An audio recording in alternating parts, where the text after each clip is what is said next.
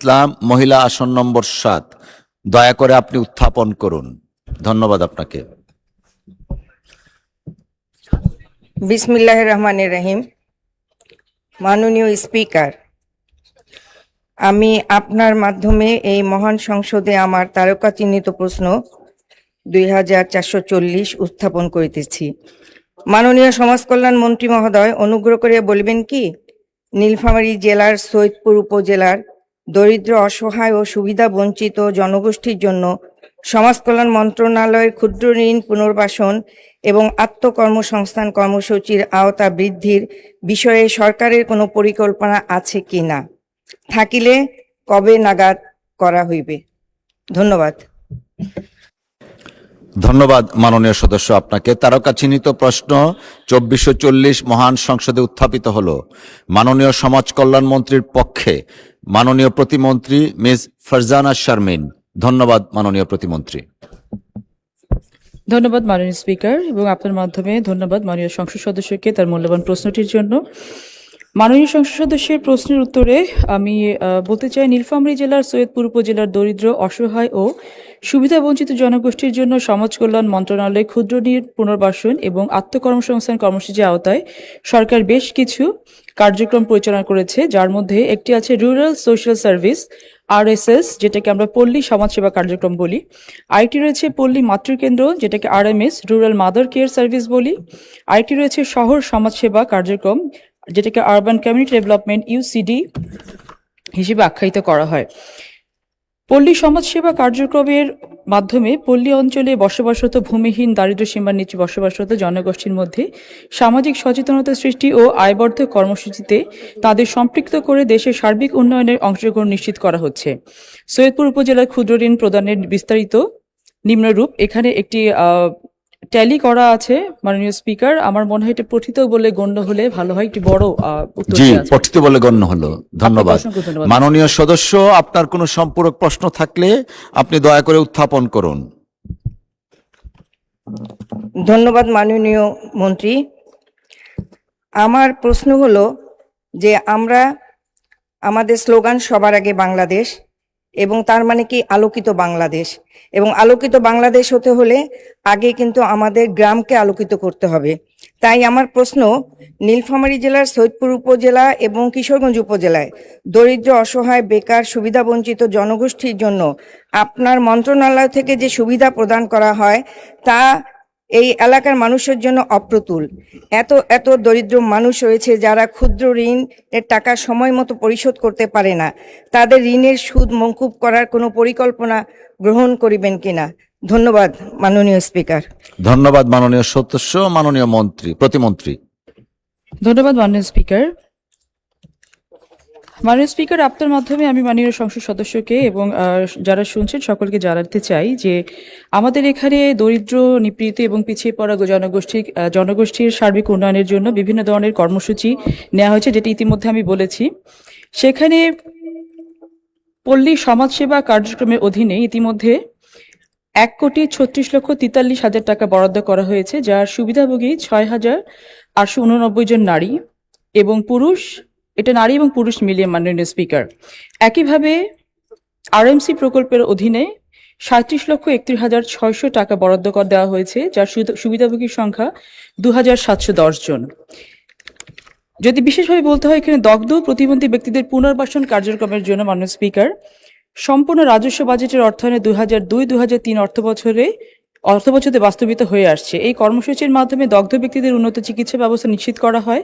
জরিপের মাধ্যমে দগ্ধ প্রতিবন্ধী ব্যক্তিদের তথ্য সংগ্রহ ও সংখ্যা নিরূপণ, সক্ষমতা ভিত্তিক ও উপার্জনমুখী প্রশিক্ষণ ব্যবস্থা করা হয়। যেই ক্ষুদ্র ঋণের বিষয়ে বলা হচ্ছে মাননীয় স্পিকার, এই ক্ষুদ্র ঋণের জন্য 2 মাস পরে 5% শুধুমাত্র সার্ভিস চার্জে আমরা এই ক্ষুদ্র ঋণটি প্রদান করে থাকি, যেটা সম্পূর্ণ সুদমুক্ত ক্ষুদ্র ঋণ, এবং খুবই সহজ শর্তে এই ঋণটা প্রদান করা হয়। তারপরে যদি এমন হয়ে থাকে যে কেউ এই ক্ষুদ্র ঋণের কিস্তিটা পরিশোধ করতে পারছেন, তাদেরকে আমরা গ্রেস পিরিয়ডে দিয়ে থাকি মাননীয় স্পিকার। এই কর্মসূচির আওতায় সারা দেশে শুরু থেকে এ পর্যন্ত মোট সুবিধাভোগী 2,04,065 জনকে ঋণ সুবিধা প্রদান করা হয়েছে, তার মধ্যে 2026-27 অর্থ বছরে সুবিধাভোগীর সংখ্যা হচ্ছে 4,225 জন, এবং আমাদের যতটুকু ট্র্যাক রেকর্ডে আছে যে প্রত্যেকেই সময় মতো তাদের কিস্তিগুলো তারা প্রদান করতে পারছেন। এবং ভবিষ্যতে বাজেটের বরাদ্দ যেটা আছে সেটা দেখে এবং ক্ষুদ্র ঋণের যদি চাহিদা আরও বাড়ে সে বিষয়ে আমরা আরও এই ফ্যাসিলিটি বৃদ্ধি করার জন্য ব্যবস্থা গ্রহণ করবো। মাননীয় স্পিকার, আপনাকে ধন্যবাদ। আপনাকেও ধন্যবাদ মাননীয় প্রতিমন্ত্রী। আমরা একটা সম্পূরক প্রশ্ন নিচ্ছি।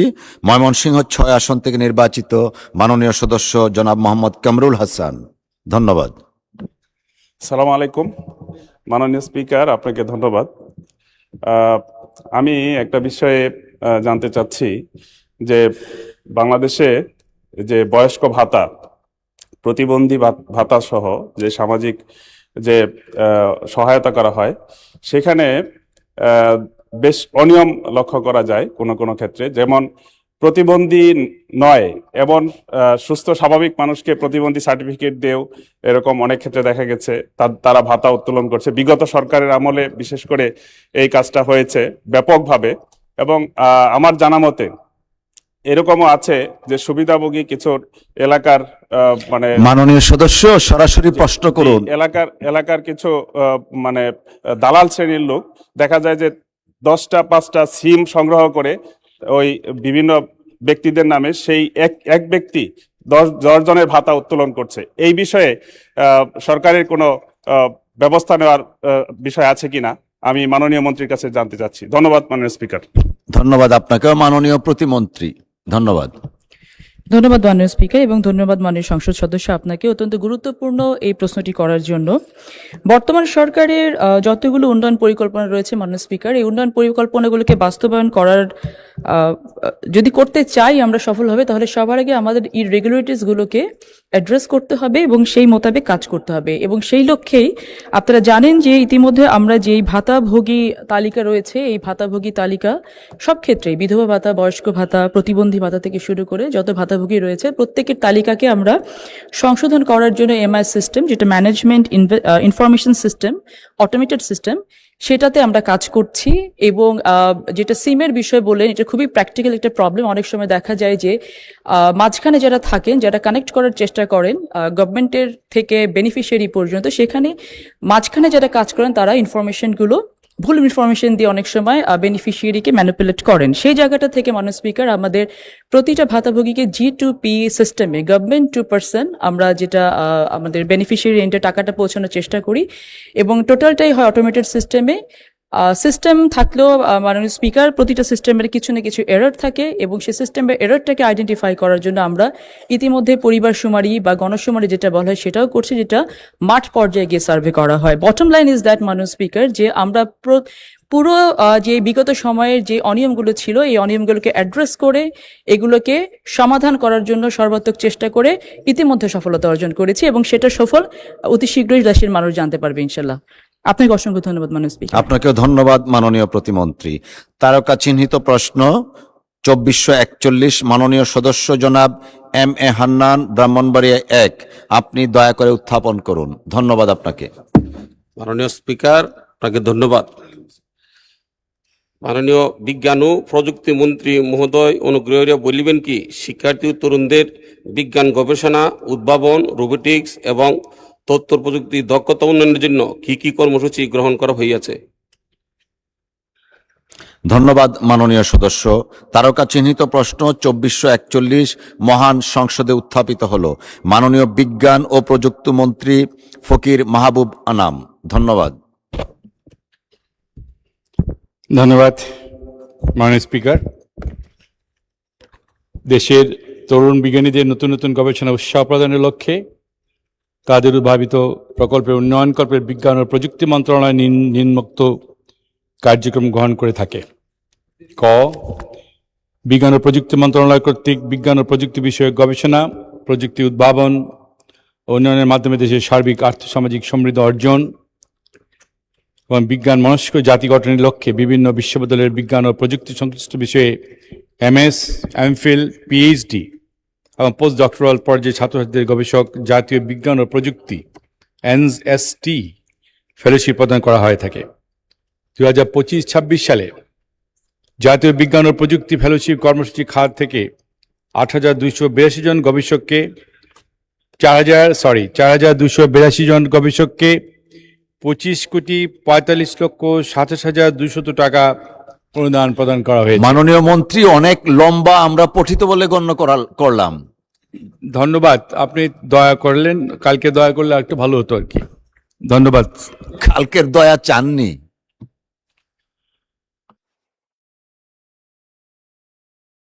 মাননীয় সদস্য, আপনার সম্পূরক প্রশ্ন থাকলে করতে পারেন। মাননীয় স্পিকার, আপনাকে ধন্যবাদ। মাননীয় স্পিকার, আমার সম্পূরক প্রশ্ন হলো, নাসিরনগর উপজেলার শিক্ষার্থী ও তরুণদের বিজ্ঞান চর্চা, গবেষণা, উদ্ভাবন, রোবোটিক্স, কৃত্রিম বুদ্ধিমত্তা, এআই এবং তথ্য প্রযুক্তিতে দক্ষ করে গড়ে তুলতে সরকার কি নাসিরনগরে একটি বিজ্ঞান ও প্রযুক্তি ইনোভেশন সেন্টার, ডিজিটাল ল্যাব বা রোবোটিক্স প্রশিক্ষণ কেন্দ্র স্থাপনের কোনো পরিকল্পনা গ্রহণ করেছে? এছাড়া উপজেলার স্কুল, কলেজ ও মাদ্রাসা শিক্ষার্থীদের জন্য বিজ্ঞান মেলা, গবেষণা অনুদান, উদ্ভাবনী প্রকল্পে সহায়তা এবং নিয়মিত রোবোটিক্স ও আইসিটি প্রশিক্ষণ সম্প্রসারণের মন্ত্রণালয়ে কি কি কার্যকর পদক্ষেপ গ্রহণ করবে? মাননীয় স্পিকার, আপনাকে ধন্যবাদ। আপনাকেও ধন্যবাদ। মাননীয় মন্ত্রী। ধন্যবাদ মাননীয় স্পিকার। উপজেলা পর্যায়ে আমাদের বিজ্ঞান কিছু কিছু মেলা আমরা করতেছি বা করেছি। আর নাসিরনগরে এই মুহূর্তে আমাদের কোনো উদ্ভাবন কোনো কিছুর করার কোনো প্রকল্প আমাদের কাছে হাতে নেই এই মুহূর্তে। তবে আমি মাননীয় এমপি মহোদয়কে বলবো আপনার সাথে যোগাযোগ করবেন, আমি এটি নিয়ে আমার মন্ত্রণালয়ে কথা বলবো, যদি সম্ভব আমরা ইনশাল্লাহ করব। ধন্যবাদ মাননীয় স্পিকার। আপনাকেও ধন্যবাদ মাননীয় মন্ত্রী। আমরা একটা সম্পূরক প্রশ্ন নিচ্ছি। শেরপুর 1 আসন থেকে নির্বাচিত মাননীয় সদস্য মোহাম্মদ রাশেদুল ইসলাম রাশেদ, প্রশ্ন করুন দয়া করে। ধন্যবাদ। আসসালামু আলাইকুম রহমতুল্লাহ। মাননীয় স্পিকার, আপনাকে ধন্যবাদ। আমি যে বিষয়টি জানতে চাচ্ছি যে আমাদের দেশে কিছুদিন পরপরই আমরা দেখি, আমাদের জন্য খুবই আনন্দের ব্যাপার হয় যে বেশ কিছু উদ্ভাবনী নতুন কিছু আবিষ্কার, এরকম বিশেষ করে বিদ্যুৎ নিয়ে কিছুদিন আগে জগন্নাথ বিশ্ববিদ্যালয়ের একজন শিক্ষার্থী বড় ধরনের একটা উদ্ভাবনী বিষয় উপস্থাপন করেছেন। এরকম যেখানে যে বিষয়গুলো উদ্ভাবন করা হয় আর কি, সেগুলো মনিটরিং এর পন্থাগুলো কি, অথবা এগুলোকে কিছুদিন পর পর ফলো আপ করে জাতির কাছে উপস্থাপন করা যায় কিনা, তাহলে আমরা একটু আনন্দিত হতাম যে আমাদের দেশের তরুণরা, যুবকরা এরকম উদ্ভাবনের সাথে সম্পৃক্ত রয়েছে। এরকম কোনো উদ্যোগ আছে কিনা আমি মাননীয় মন্ত্রীর কাছে এ বিষয়ে জানতে চাই। ধন্যবাদ। ধন্যবাদ মাননীয় সদস্য। মাননীয় মন্ত্রী। ধন্যবাদ মাননীয় স্পিকার, একটা ভালো প্রশ্ন করেছেন। ইনফ্যাক্ট আমরা এই উদ্ভাবক যারা এবং উদ্ভাবন নিয়ে আমরা বেশ কিছু সেমিনার করেছি। আজকেও আমাদের মাননীয় প্রধানমন্ত্রী ঢাকা ইউনিভার্সিটিতে উনি ছিলেন এবং ওখানে অনেক ইয়াং উদ্ভাবন যারা ইনোভেশন নিয়ে এসছে তাদের মেলাও আমরা দেখে এসেছি। অনেক মেলাগুলি কাছে এনকারেজ করেছি এবং কিছু কিছু উদ্ভাবন আমাদের ইয়াং জেনারেশন যারা করেছে তাদেরকে উৎসাহিত করেছি এবং আমরা ওনাদেরকে বলেছি আমাদের স্টার্ট আপ আইসিটি থেকে আমরা স্টার্ট আপ দিয়ে থাকি, সে আমাদের সাথে যোগাযোগ করতে বলেছি। ইনশাল্লাহ এইসব ইয়াং জেনারেশনদেরকে আমরা উৎসাহিত করছি কিভাবে তাদের এই উদ্ভাবন যেটা করেছে এটাকে কিভাবে আমরা মার্কেটে আনতে পারি, কিভাবে তারা একটু যদি হেল্প করা যায়, একটু পুশ করলেই কিন্তু এইসব ইয়াং ছেলেপেলেরা তাদের যে উদ্ভাবন অনেক কিছু তারা নিয়ে এসছে মার্কেটে, আপনার সায়েন্সে বলেন, আইসিটিতে বলেন। তা আমরা এটা দেখছি। আল্লাহ চেয়ে তো আমাদের এই সরকার মনোযোগী হবে এই ব্যাপারে এবং ভবিষ্যতে আমরা আরও যে আমাদের উদ্ভাবনী মেলা হবে সেখানেও আমরা এইসব ছেলেমেয়েদেরকে এনকারেজ করছি। ধন্যবাদ মাননীয় স্পিকার। মাননীয় মন্ত্রী, আপনাকেও ধন্যবাদ। তারকা চিহ্নিত প্রশ্ন 2442 নোয়াখালী 1 আসন থেকে নির্বাচিত মাননীয় সদস্য জনাব এম মাহবুব উদ্দিন, দয়া করে উত্থাপন করুন। ধন্যবাদ। মাননীয় স্পিকার, আপনাকে ধন্যবাদ। আমি আমার তারকা চিহ্নিত প্রশ্নের মাধ্যমে মাননীয় গৃহায়ণ গণপূর্ত মন্ত্রীর নিকট প্রশ্ন করছি, জানতে চাচ্ছি আমার নির্বাচনী এলাকা চাটখিল সোনামুড়িতে আপনার মন্ত্রণালয়ের অধীনে কোনো কার্যক্রম রহিয়াছে কিনা, থাকিলে কি কি আছে দয়া করে বলবেন। ধন্যবাদ মাননীয় সদস্য আপনাকে। তারকা চিহ্নিত প্রশ্ন 2442 মহান সংসদে উত্থাপিত হলো। মাননীয় গৃহায়ন ও গণপূর্ত মন্ত্রী জনাব জাকারিয়া তাহের। ধন্যবাদ। মাননীয় স্পিকার, আপনাকে ধন্যবাদ। মাননীয় সংসদ সদস্য, আপনাকেও ধন্যবাদ আপনার প্রশ্নের জন্য। আপনার নির্বাচনী এলাকা 268, নোয়াখালী 1, চাটখিল এবং সোনাইমুড়ি উপজেলায় গৃহায়ন ও গণপূর্ত মন্ত্রণালয়ের অধীনস্থ জাতীয় গৃহায়ন কর্তৃপক্ষের আওতায় কোনো প্রকল্প গ্রহণ করা হয় নাই।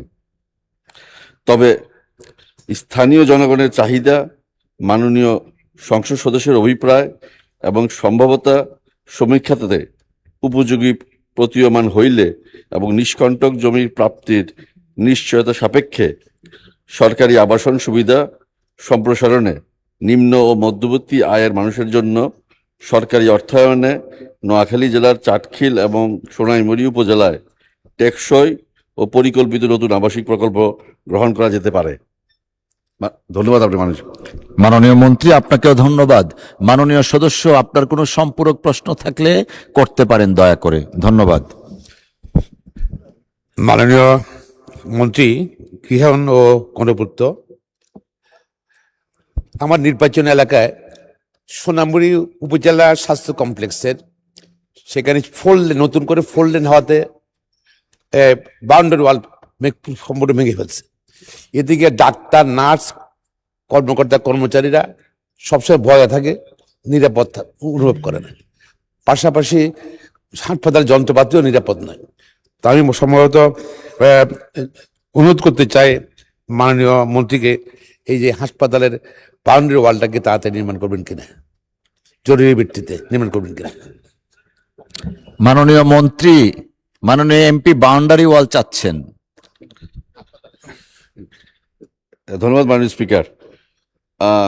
চাটখিল এবং সোনাইমুড়ি উপজেলার স্বাস্থ্য কমপ্লেক্সকে 101 বেডে উন্নতিকরণের সম্ভাবনা যাচাইয়ের কাজ চলমান রয়েছে মাননীয় স্পিকার। এবং আপনার বাউন্ডারির ব্যাপারে যেটা বলছেন, ইনশাল্লাহ অল্প সময়ের মধ্যে আমরা এটা করে দেব। ধন্যবাদ মাননীয় স্পিকার। আপনাকেও ধন্যবাদ। He is lucky. সম্পূরক প্রশ্ন গাজীপুর 5 আসন থেকে নির্বাচিত মাননীয় সদস্য জনাব AKM ফজলুল হক মিলন। ধন্যবাদ আপনাকে। মাননীয় স্পিকার, আপনাকে ধন্যবাদ। আমার প্রশ্ন করার আগে 1 মিনিট আমার একটু বলতে হচ্ছে মাননীয় স্পিকার। এটা আমার নির্বাচন এলাকার মধ্যে পূর্বাঞ্চল যে শহরটি, সেটির একটি বৃহৎ অংশ পড়েছে। 91 সনে বিএনপি যখন ক্ষমতায়, মাননীয় প্রধানমন্ত্রী ছিলেন দেশনেত্রী বেগম খালেদা জিয়া, এই শহরের কাজ প্রথম শুরু হয় পূর্ণদমে। তখন ওইখানে সঙ্গত কারণে জমি অধিগ্রহণ করতে যাওয়ার পরে একটা অপ্রীতিকর ঘটনা ঘটে আইন শৃঙ্খলা রক্ষাকারী বাহিনীর সাথে। তখন খুব বেকায়দায় ছিলাম আমরা। তৎকালীন স্বরাষ্ট্রমন্ত্রী আব্দুল মতিন চৌধুরী, আজকে তিনি কবরবাসী, ওনাকে নিয়ে মানুষকে বোঝানোর জন্য আমরা 23টা পথসভা করতে হয়েছিল। যখন যায় তখন মানুষ লাঠিসোঁটা নিয়ে আসে, জমি দিবে না, এটা বুঝাইতে বুঝাইতে আমরা 23টি পথসভা ওনার সাথে করেছি। আজকে উনি কবরবাসী, আমি তার বিধি আত্মার মাগফিরাত কামনা করছি। অত্যন্ত ভালো লোক ছিল মাননীয় স্পিকার। আমরাও করছি একই সাথে। জি, পরবর্তী সময়ে আওয়ামী লীগ যখন ক্ষমতায় আসে, এই উপশহরের সমস্ত প্লটগুলি নামে বেনামে নিয়মের বহির্ভূত সমস্ত প্লট বরাদ্দ দিয়ে শেষ করে দিয়েছে। অথচ আমার নির্বাচন এলাকা কালীগঞ্জের যে অংশটি পড়েছে, সেইখানকার আদিবাসী যাদের বলা হয় ক্ষতিগ্রস্ত, মালিকানা যাদের সত্ত্ব থাকার সত্ত্বেও তারা অসংখ্য মানুষ এই প্লট পায়নি, এখনো তারা হাহাকার করছে। শুধু তাই না, আমাদের এই অঞ্চল রক্ষার জন্য আমরা অনেক কিছু করেছি। ইদানিং ভৌগোলিক অবস্থানগত কারণে সেটি ঢাকা জেলায় অন্তর্ভুক্ত হয়েছে। এইটা আমাদের এলাকার জন্য একটা কষ্টের ব্যাপার, বেদনার ব্যাপার। যাই হোক, মাননীয় মন্ত্রীর কাছে আমি জানতে চাচ্ছি, আমার এলাকায় ক্ষতিগ্রস্ত আদিবাসী যারা পৈতৃক সূত্রে এখনো প্লট পায় নাই, তাদের প্লট জরুরি ভিত্তিতে দেওয়ার জন্য উনি কার্যকরী কোনো পদক্ষেপ গ্রহণ করবেন কিনা বিনয়ের সাথে জানতে চাচ্ছি। আপনাকে ধন্যবাদ। আপনাকেও ধন্যবাদ মাননীয় সদস্য। মাননীয় মন্ত্রী, ধন্যবাদ। মাননীয় স্পিকার, আপনাকে ধন্যবাদ এবং মাননীয় সংসদ সদস্য, আপনাকেও ধন্যবাদ আপনার প্রশ্নের জন্য। ক্ষতিগ্রস্ত প্লটের কার্যক্রম চলমান আছে। এখানে যথেষ্ট যাচাই বাছাইয়ের একটা ব্যাপার থাকে, যেহেতু অনেকদিন ধরে এই জিনিসটা চলমান। যারা সত্যিকার অর্থে ক্ষতিগ্রস্ত তাদেরকে বিচার বাছাই করে যে প্রক্রিয়াটা, সেই প্রক্রিয়া একটু লম্বা হয়। এই প্রক্রিয়া এখনো চলমান আছে এবং যারা ন্যায্যভাবে পাওনা আছেন তারা অবশ্যই তাদের প্লট পাবেন, কিন্তু প্রক্রিয়াটা একটু সময় লাগে, কারণ এখানে যাচাই বাছাই অনেক কিছু থাকে। ধন্যবাদ মাননীয় স্পিকার। আপনাকেও ধন্যবাদ মাননীয় মন্ত্রী। তারকা চিহ্নিত প্রশ্ন 2443, মাননীয় সদস্য জনাব মোহাম্মদ আফজাল হোসেন, কুষ্টিয়া 4। আপনি দয়া করে উত্থাপন করুন। ধন্যবাদ। মাননীয় স্পিকার, আপনাকে ধন্যবাদ। আমার তারকা চিহ্নিত প্রশ্ন 2443 এই মহান সংসদে উত্থাপন করছি। মাননীয় শিক্ষামন্ত্রী মহোদয় বলবেন কি মাধ্যমিক এবং উচ্চ মাধ্যমিক আমার নির্বাচনী এলাকা কুষ্টিয়া জেলার কুষ্টিয়া 4-এর কুমারখালী এবং খুকসা উপজেলায় মাধ্যমিক এবং উচ্চ মাধ্যমিক শিক্ষা প্রতিষ্ঠান কতগুলো এমপিওভুক্ত আছে এবং নন এমপিওভুক্ত শিক্ষা প্রতিষ্ঠান এমপিওভুক্ত করা হইবে কিনা? মাননীয় স্পিকার, আপনাকে ধন্যবাদ। আপনাকেও ধন্যবাদ মাননীয় সদস্য। তারকা চিহ্নিত প্রশ্ন 2443 মহান সংসদে উত্থাপিত হলো। মাননীয় শিক্ষামন্ত্রী ডক্টর আ.ন.ম এহসানুল হক মিলন। ধন্যবাদ। মাননীয় স্পিকার, আপনাকে অশেষ ধন্যবাদ। বর্তমানে কুষ্টিয়া জেলার কুমারখালী ও খোকসা উপজেলায় মোট 108টি এমপিওভুক্ত শিক্ষা প্রতিষ্ঠান রয়েছে। এর মধ্যে কুমারখালী উপজেলার 77টি এবং খোকসা উপজেলায় 31টি এমপিওভুক্ত শিক্ষা প্রতিষ্ঠান রয়েছে। উক্ত দুটি উপজেলায় বর্তমানে 10টি নন এমপিওভুক্ত শিক্ষা প্রতিষ্ঠান রয়েছে। সরকার পর্যায়ক্রমে যোগ্য নন এমপিও শিক্ষা প্রতিষ্ঠানগুলিকে এমপিও করার কার্যক্রম অব্যাহত রেখেছে।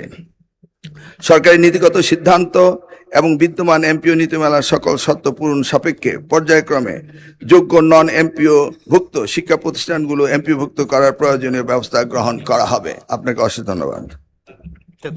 ধন্যবাদ মাননীয় মন্ত্রী। মাননীয় সদস্য, আপনার কোনো সম্পূরক প্রশ্ন থাকলে আপনি দয়া করে করতে পারেন। মাননীয় স্পিকার, মাননীয় মন্ত্রী মহোদয়ের কাছে প্রশ্ন। আমার এলাকার কিছু শিক্ষা প্রতিষ্ঠান এমপিওভুক্ত না হওয়ার কারণে শিক্ষকবৃন্দ অন্যত্র চাকরি খুঁজে বেড়াচ্ছে, যার কারণে শিক্ষা প্রতিষ্ঠানের জায়গা আছে, ঘর দরজা আছে, সেখানে ছাত্র নাই, শিক্ষক নাই। এই সকল শিক্ষা প্রতিষ্ঠানগুলো এমপিওভুক্ত করার অগ্রাধিকার ভিত্তিতে এমপিওভুক্ত করবেন কিনা? দ্বিতীয়ত, কয়েকটি শিক্ষা প্রতিষ্ঠান আছে যেমন কুমারখালী ফাজিল মাদ্রাসা, যা আলিম পর্যন্ত এমপিওভুক্ত আছে। ফাজিল স্বীকৃতি আছে, এমপিওভুক্ত না হওয়ার কারণে ওখানকার শিক্ষকরা বেতন পাচ্ছে না। এই সকল প্রতিষ্ঠানগুলো এমপিওভুক্তর আওতায় আনার কোনো পরিকল্পনা আছে কিনা মাননীয় মন্ত্রী মহোদয়ের কাছে আমার জিজ্ঞাসা।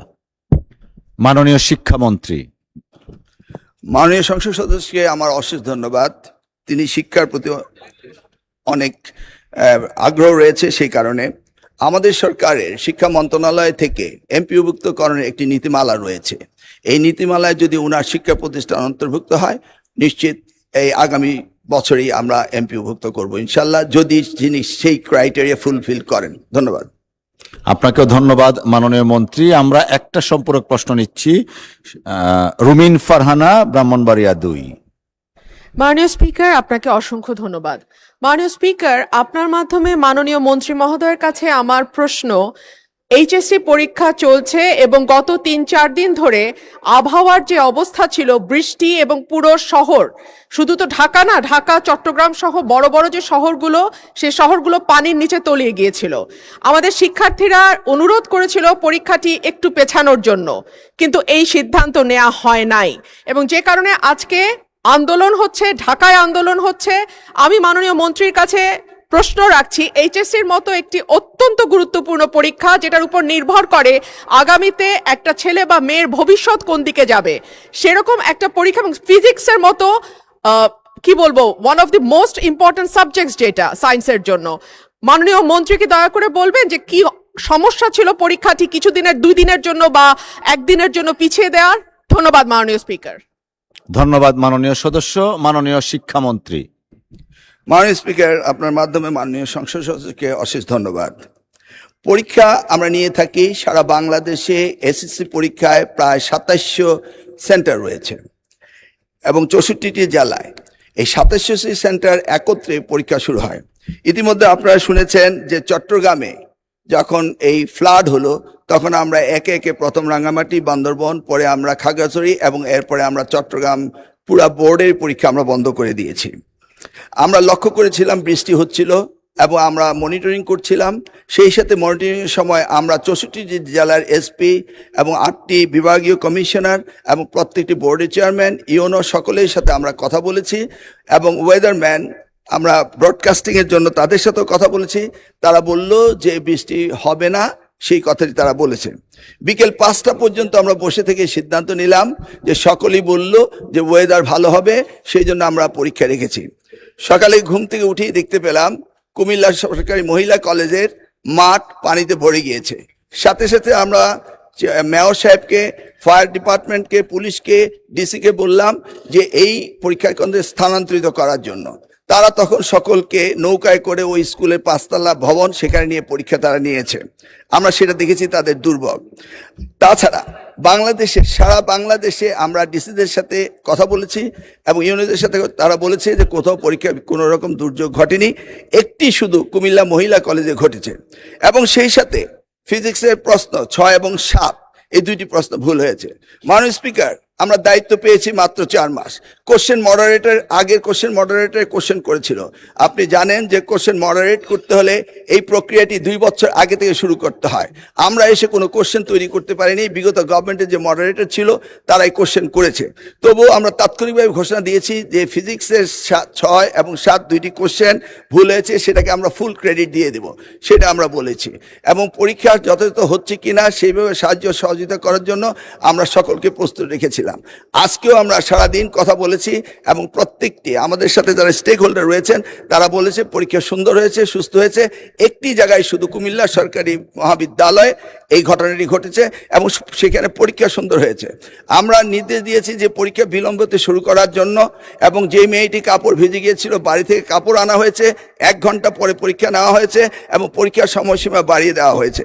আমি মাননীয় স্পিকার আপনার মাধ্যমে জাতিকে জ্ঞাতার্থে করতে চাই যে পরীক্ষা পদ্ধতিতে আমাদের যে সিস্টেম রয়েছে সেখানে লোকাল যে গভর্নমেন্ট রয়েছেন, ডিসি হতে, ইউনো হতে, পুলিশ হতে, তারা তাৎক্ষণিকভাবে ব্যবস্থা নেবেন যে পরীক্ষা এখানে নেওয়া যাবে কি যাবে না। যদি তারা মনে করেন দুর্যোগ, তারা পরীক্ষা বন্ধও করতে পারেন। আমরা বারবার কথা বলেছেন না স্যার, আমরা ঠিক মতোই নিচ্ছি এবং আপনারা দেখতে পেয়েছেন যে বৃষ্টির পানি কোথায় কোথায় ছিল সেগুলো আমরা সকলেই লক্ষ্য করেছি। কোমলমতি সন্তানদের জন্য আমাদেরও মায়া রয়েছে মাননীয় স্পিকার, সেই জন্য আমরা সবসময় মনিটরিং করি। ধন্যবাদ আপনাকে। আপনাকে ধন্যবাদ মাননীয় মন্ত্রী। মন্ত্রণালয়ের গুরুত্ব বিবেচনা করে আমরা এক্সট্রা আরেকটা সম্পূরক প্রশ্ন নিচ্ছি। মহিলা আসন নম্বর 38 মার্জিয়া বেগম। মাননীয় স্পিকার, আপনাকে ধন্যবাদ। আপনার মাধ্যমে মাননীয় শিক্ষামন্ত্রী মহোদয়ের নিকট আমার একটি গুরুত্বপূর্ণ সম্পূরক প্রশ্ন রয়েছে। লক্ষ্মীপুরের বিজ্ঞান ও প্রযুক্তি বিশ্ববিদ্যালয়টিকে একটি সাধারণ বিশ্ববিদ্যালয় হিসাবে রূপান্তরের জন্য একটি কমিটি কাজ করে যাচ্ছে।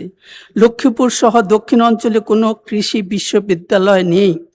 একটি সাধারণ বিশ্ববিদ্যালয়ের চেয়ে একটি বিশেষায়িত কৃষি বিশ্ববিদ্যালয় করা জাতীয় অর্থনীতির জন্য অনেক বেশি লাভজনক হবে।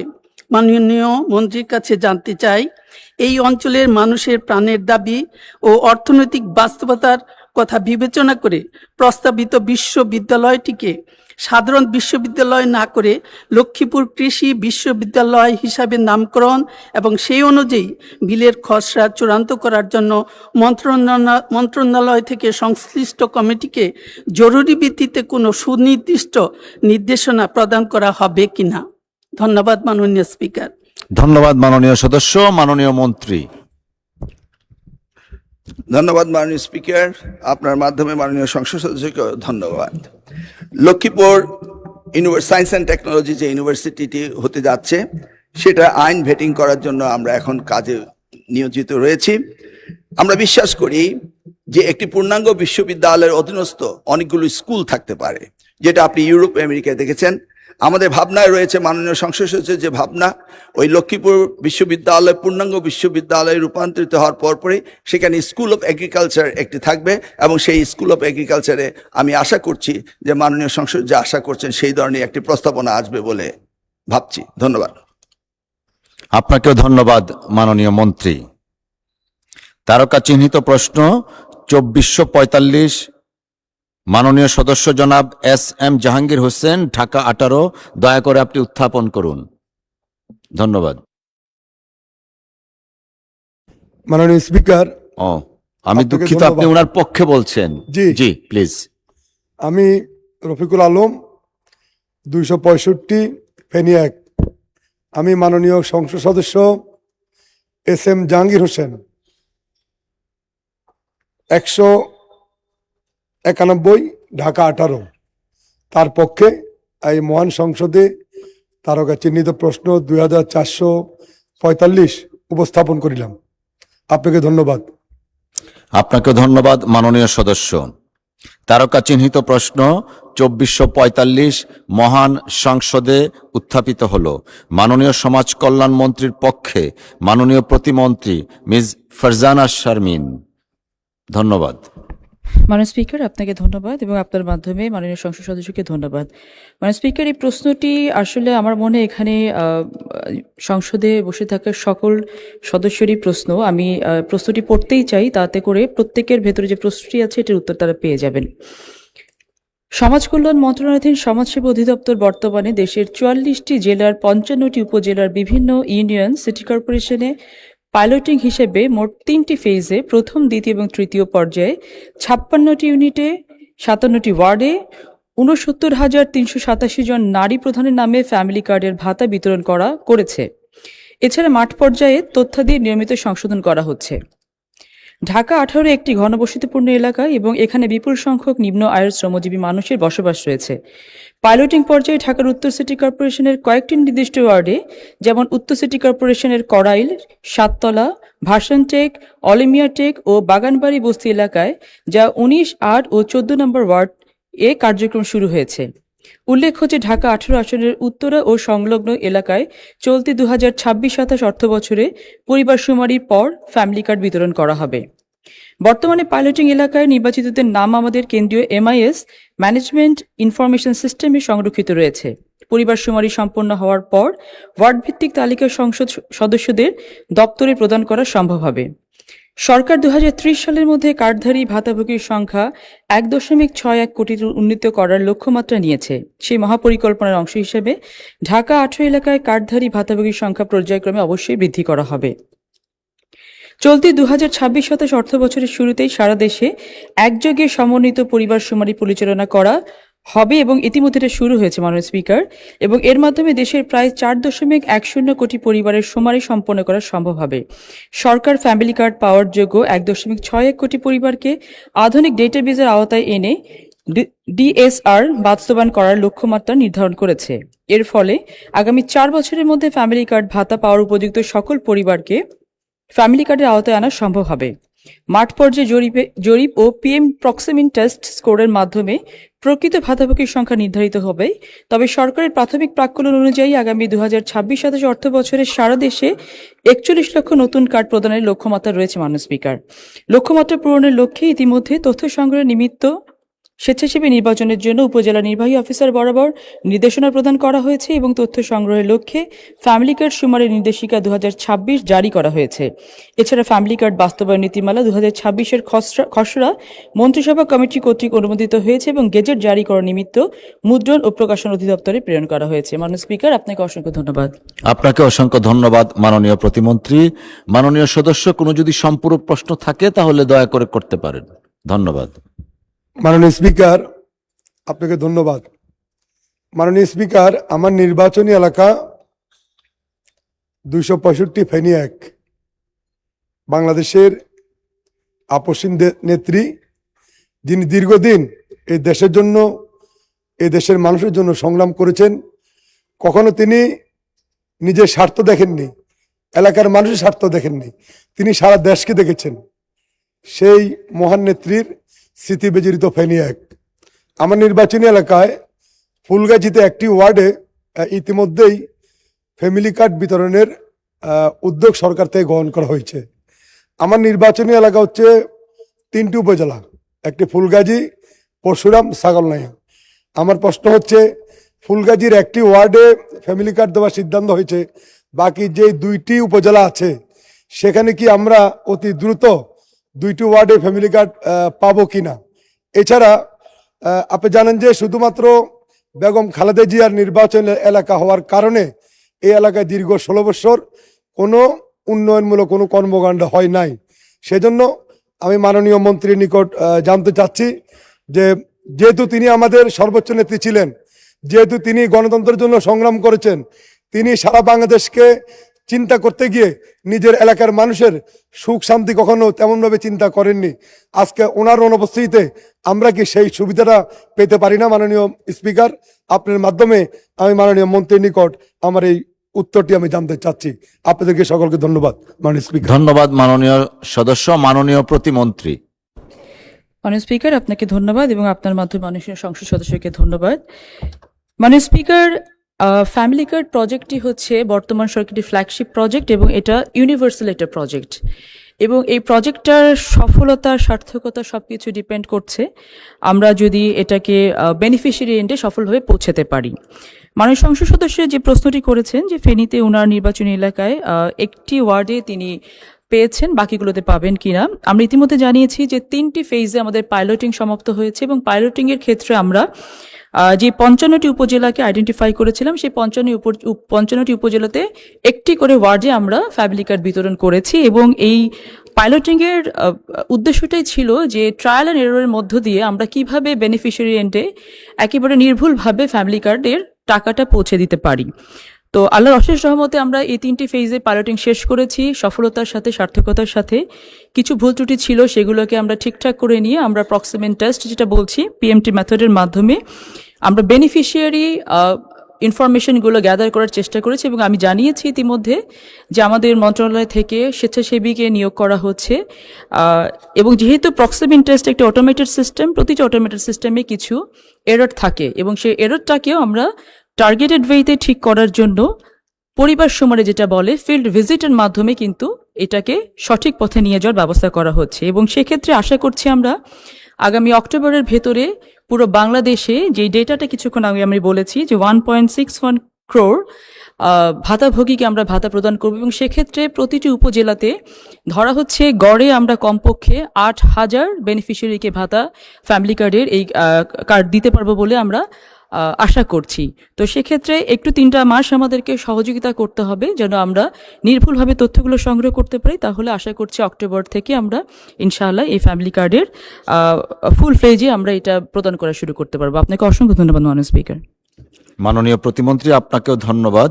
একটি সম্পূরক প্রশ্ন নিচ্ছে মহিলা আসন নম্বর 41 মাহফুজা হান্নান। দয়া করে সরাসরি প্রশ্ন করবেন প্লিজ। বিসমিল্লাহির রহমানির রহিম। মাননীয় স্পিকার, আপনাকে অসংখ্য ধন্যবাদ। আমি আপনার মাধ্যমে শিক্ষামন্ত্রী মহোদয়ের কাছে জানতে চাই যে অনুগ্রহ করে মাননীয় সদস্য, আমরা শিক্ষা মন্ত্রণালয় থেকে বের হয়ে আসছি, এখন সমাজ কল্যাণ মন্ত্রণালয়ে আছি। আপনি যদি প্রিপেয়ার না থাকেন অন্য একজনকে সুযোগটা দেই দয়া করে।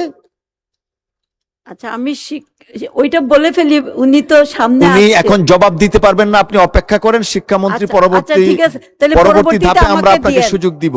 আমাকে একটু দিয়ে সুযোগ। জি, Thank you, দয়া অন্য করে কেউ বসুন। ঠিক আছে। রাজশাহী 4 আসন থেকে নির্বাচিত মাননীয় সদস্য জনাব মোহাম্মদ আব্দুল বারিশ সর্দার। ধন্যবাদ। মাননীয় স্পিকার, আপনাকে ধন্যবাদ। আপনার মাধ্যমে আমি মাননীয় মন্ত্রীর কাছে জানতে চাই, আমার 55 রাজশাহী 4 বাগমারা একটা প্রত্যন্ত গ্রাম এলাকা। এই গ্রাম এলাকার মানুষ কবে নাগাদ ফ্যামিলি কার্ড পেতে পারে, এই ব্যাপারে আমি জানতে চাই। মাননীয় স্পিকার, আপনাকে ধন্যবাদ। আপনাকেও ধন্যবাদ মাননীয় প্রতিমন্ত্রী। ধন্যবাদ মাননীয় স্পিকার। মাননীয় স্পিকার, ইতিমধ্যে আমি প্রশ্নটির উত্তর দিয়েছি। আমরা খুব শীঘ্রই আশা করছি যদি পাইলটিং এর ক্ষেত্রে আপনার কোনো ওয়ার্ডে ফ্যামিলি কার্ড না পৌঁছে থাকে মাননীয় সংসদ সদস্যের ওয়ার্ডে, অতি শীঘ্রই আমরা যে অ্যাজ সুন অ্যাজ পসিবল আমরা ডেটাগুলো কালেকশন করে এটা প্রসেসিং এর মাধ্যমে ভাতাভোগী নিশ্চিত করতে পারবো। তার পর মুহূর্তে পুরো বাংলাদেশে একসাথে এই ফ্যামিলি কার্ড প্রদানের কার্যক্রম শুরু হবে এবং প্রতিটি উপজেলা, আমি আবার উল্লেখ করছি, গড়ে কমপক্ষে 8,000 করে ফ্যামিলি কার্ডের ভাতাভোগী আমরা নিশ্চিত করতে পারবো আশা করছি ইনশাল্লাহ। আপনাকে অসংখ্য ধন্যবাদ মাননীয় স্পিকার।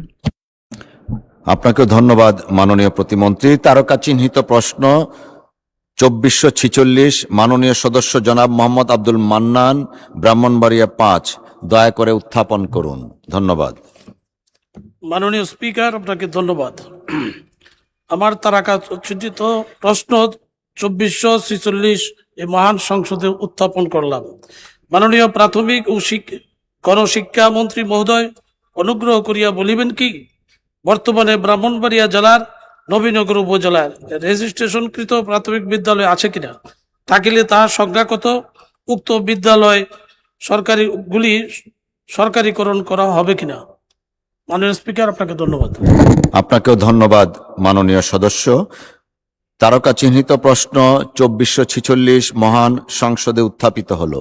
মাননীয় প্রাথমিক ও গণশিক্ষা মন্ত্রী ডক্টর ম এহসানুল হক মিলন। ধন্যবাদ। মাননীয় স্পিকার, আপনাকে অশেষ ধন্যবাদ। আপনার মাধ্যমে মাননীয় সংসদ সদস্যকে অসংখ্য ধন্যবাদ। ব্রাহ্মণবাড়িয়া জেলার নবীনগর উপজেলায় রেজিস্ট্রেশনকৃত কোনো প্রাথমিক বিদ্যালয় নেই। রেজিস্ট্রেশন প্রাপ্ত প্রাথমিক বিদ্যালয় সরকারিকরণের কোনো পরিকল্পনা আপাতত সরকারের নেই। মাননীয় স্পিকার, আপনাকে অশেষ ধন্যবাদ। আপনাকেও ধন্যবাদ। মাননীয় সদস্য, আপনার কোনো সম্পূরক প্রশ্ন থাকলে দয়া করে করতে পারবেন, প্লিজ। মাননীয় স্পিকার, আপনাকে ধন্যবাদ। মাননীয় স্পিকার, আমার নির্বাচনী এলাকা ব্রাহ্মণবাড়িয়া 5 নবীনগর একটি বৃহৎ উপজেলা, 21টি ইউনিয়ন এবং একটি পৌরসভা নিয়ে আমাদের নির্বাচনী এলাকা গঠিত। মাননীয় স্পিকার, আমার এই নির্বাচনী এলাকায় একজন প্রাথমিক কর্মকর্তা আছেন এবং 11 জন এটিও থাকার কথা, এখানে আছেন মাত্র 1 জন। এই অবস্থায় আমাদের নবীনগরে প্রাথমিক শিক্ষার ব্যাহত হচ্ছে। তাছাড়া আমাদের অনেকগুলি প্রাথমিক শিক্ষা ভবন জরাজীর্ণ এবং ঝুঁকিপূর্ণ। এই প্রাথমিক শিক্ষা ভবনগুলি রিপেয়ার করার জন্য প্রয়োজন, অথবা যে কোনো সময় যে কোনো দুর্ঘটনার সম্ভাবনা আছে। মাননীয় স্পিকার, আমি মাননীয় মন্ত্রীর কাছে জানতে চাই যে এই প্রাথমিক শিক্ষা জরাজীর্ণ এবং ঝুঁকিপূর্ণ প্রাথমিক শিক্ষা ভবনগুলি মেরামত করার কোনো উদ্যোগ মাননীয় মন্ত্রীর আছে কিনা। মাননীয় স্পিকার, আপনাকে ধন্যবাদ। ধন্যবাদ মাননীয় সদস্য। মাননীয় মন্ত্রী। মাননীয় স্পিকার, আপনাকে অশেষ ধন্যবাদ। মাননীয় সংসদ সদস্য সর্বই ঠিকই বলেছেন। আমাদের শিক্ষক সংকট রয়েছে, আমাদের শিক্ষক কর্মকর্তা সংকট রয়েছে। সেদিক থেকে আমরা চেষ্টা করছি শিক্ষক নিয়োগের। ইতিমধ্যে 32,000 শিক্ষক নিয়োগের মামলার জট খুলেছিল। আমরা ভেবেছিলাম যে আমরা নতুনভাবে 38,000 শিক্ষক নিয়োগ দিতে পারবো। আবারও আরেকটি মামলা হয়েছে শিক্ষক নিয়োগের ক্ষেত্রে, বিলম্বিত হয়ে যাচ্ছে, সেজন্য আমরা দুঃখ প্রকাশ করছি।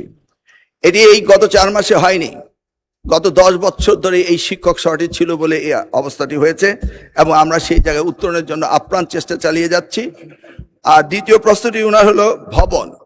যে সমস্ত ভবনগুলো মেরামত করার যোগ্য, মেরামত করতে হবে, ঝুঁকিপূর্ণ যে ভবনগুলি রয়েছে সেগুলির তালিকা আমরা নির্ধারণ করছি এবং করে চলছি। এই নতুন বাজেটের থেকে আমরা কাজ শুরু করব। আমি আপনার মাধ্যমে মাননীয় সংসদ সদস্যকে আশ্বস্ত করতে চাই যে আপনার এলাকার জরাজীর্ণ স্কুলগুলোকে আমরা পুনরায় মেরামত এবং নতুন ভবন দেওয়ার ব্যবস্থা করব ইনশাআল্লাহ। ধন্যবাদ মাননীয় মন্ত্রী। মাহফুজা হান্নান, মহিলা আসন নম্বর 41, আপনি মাননীয় শিক্ষামন্ত্রীকে প্রশ্ন করতে চেয়েছিলেন। যদি এই রিলেটেড কোনো কোশ্চেন থাকে দয়া করে আপনি এখন করতে পারেন। আবারও ধন্যবাদ মাননীয় স্পিকার।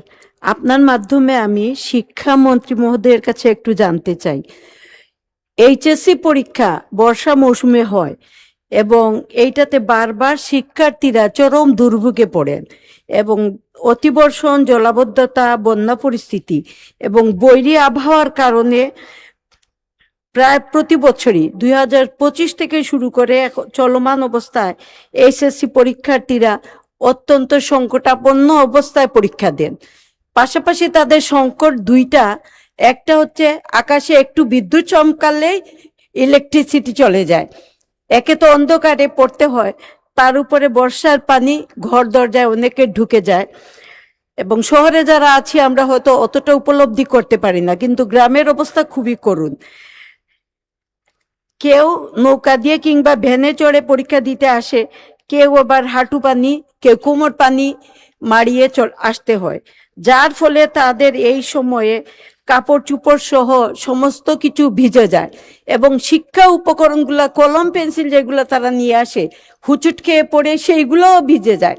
তো অনেক ক্ষেত্রে আমরা দেখতে পাই যে আমরা সাহায্য করি ঠিকই আছে তাদেরকে কাপড় দিয়ে অথবা কলম দিয়ে অথবা সময় দিয়ে, কিন্তু আমার প্রশ্ন সেটা হচ্ছে, যেহেতু এই অবস্থা এই বর্ষা মৌসুমে থাকবেই, কাজে মাননীয় শিক্ষামন্ত্রীর কাছে আপনার মাধ্যমে অনুরোধ, আমরা কি শিক্ষাবর্ষের সময়টাকে একটু আগাতে পারি না অথবা পিছাতে পারি না?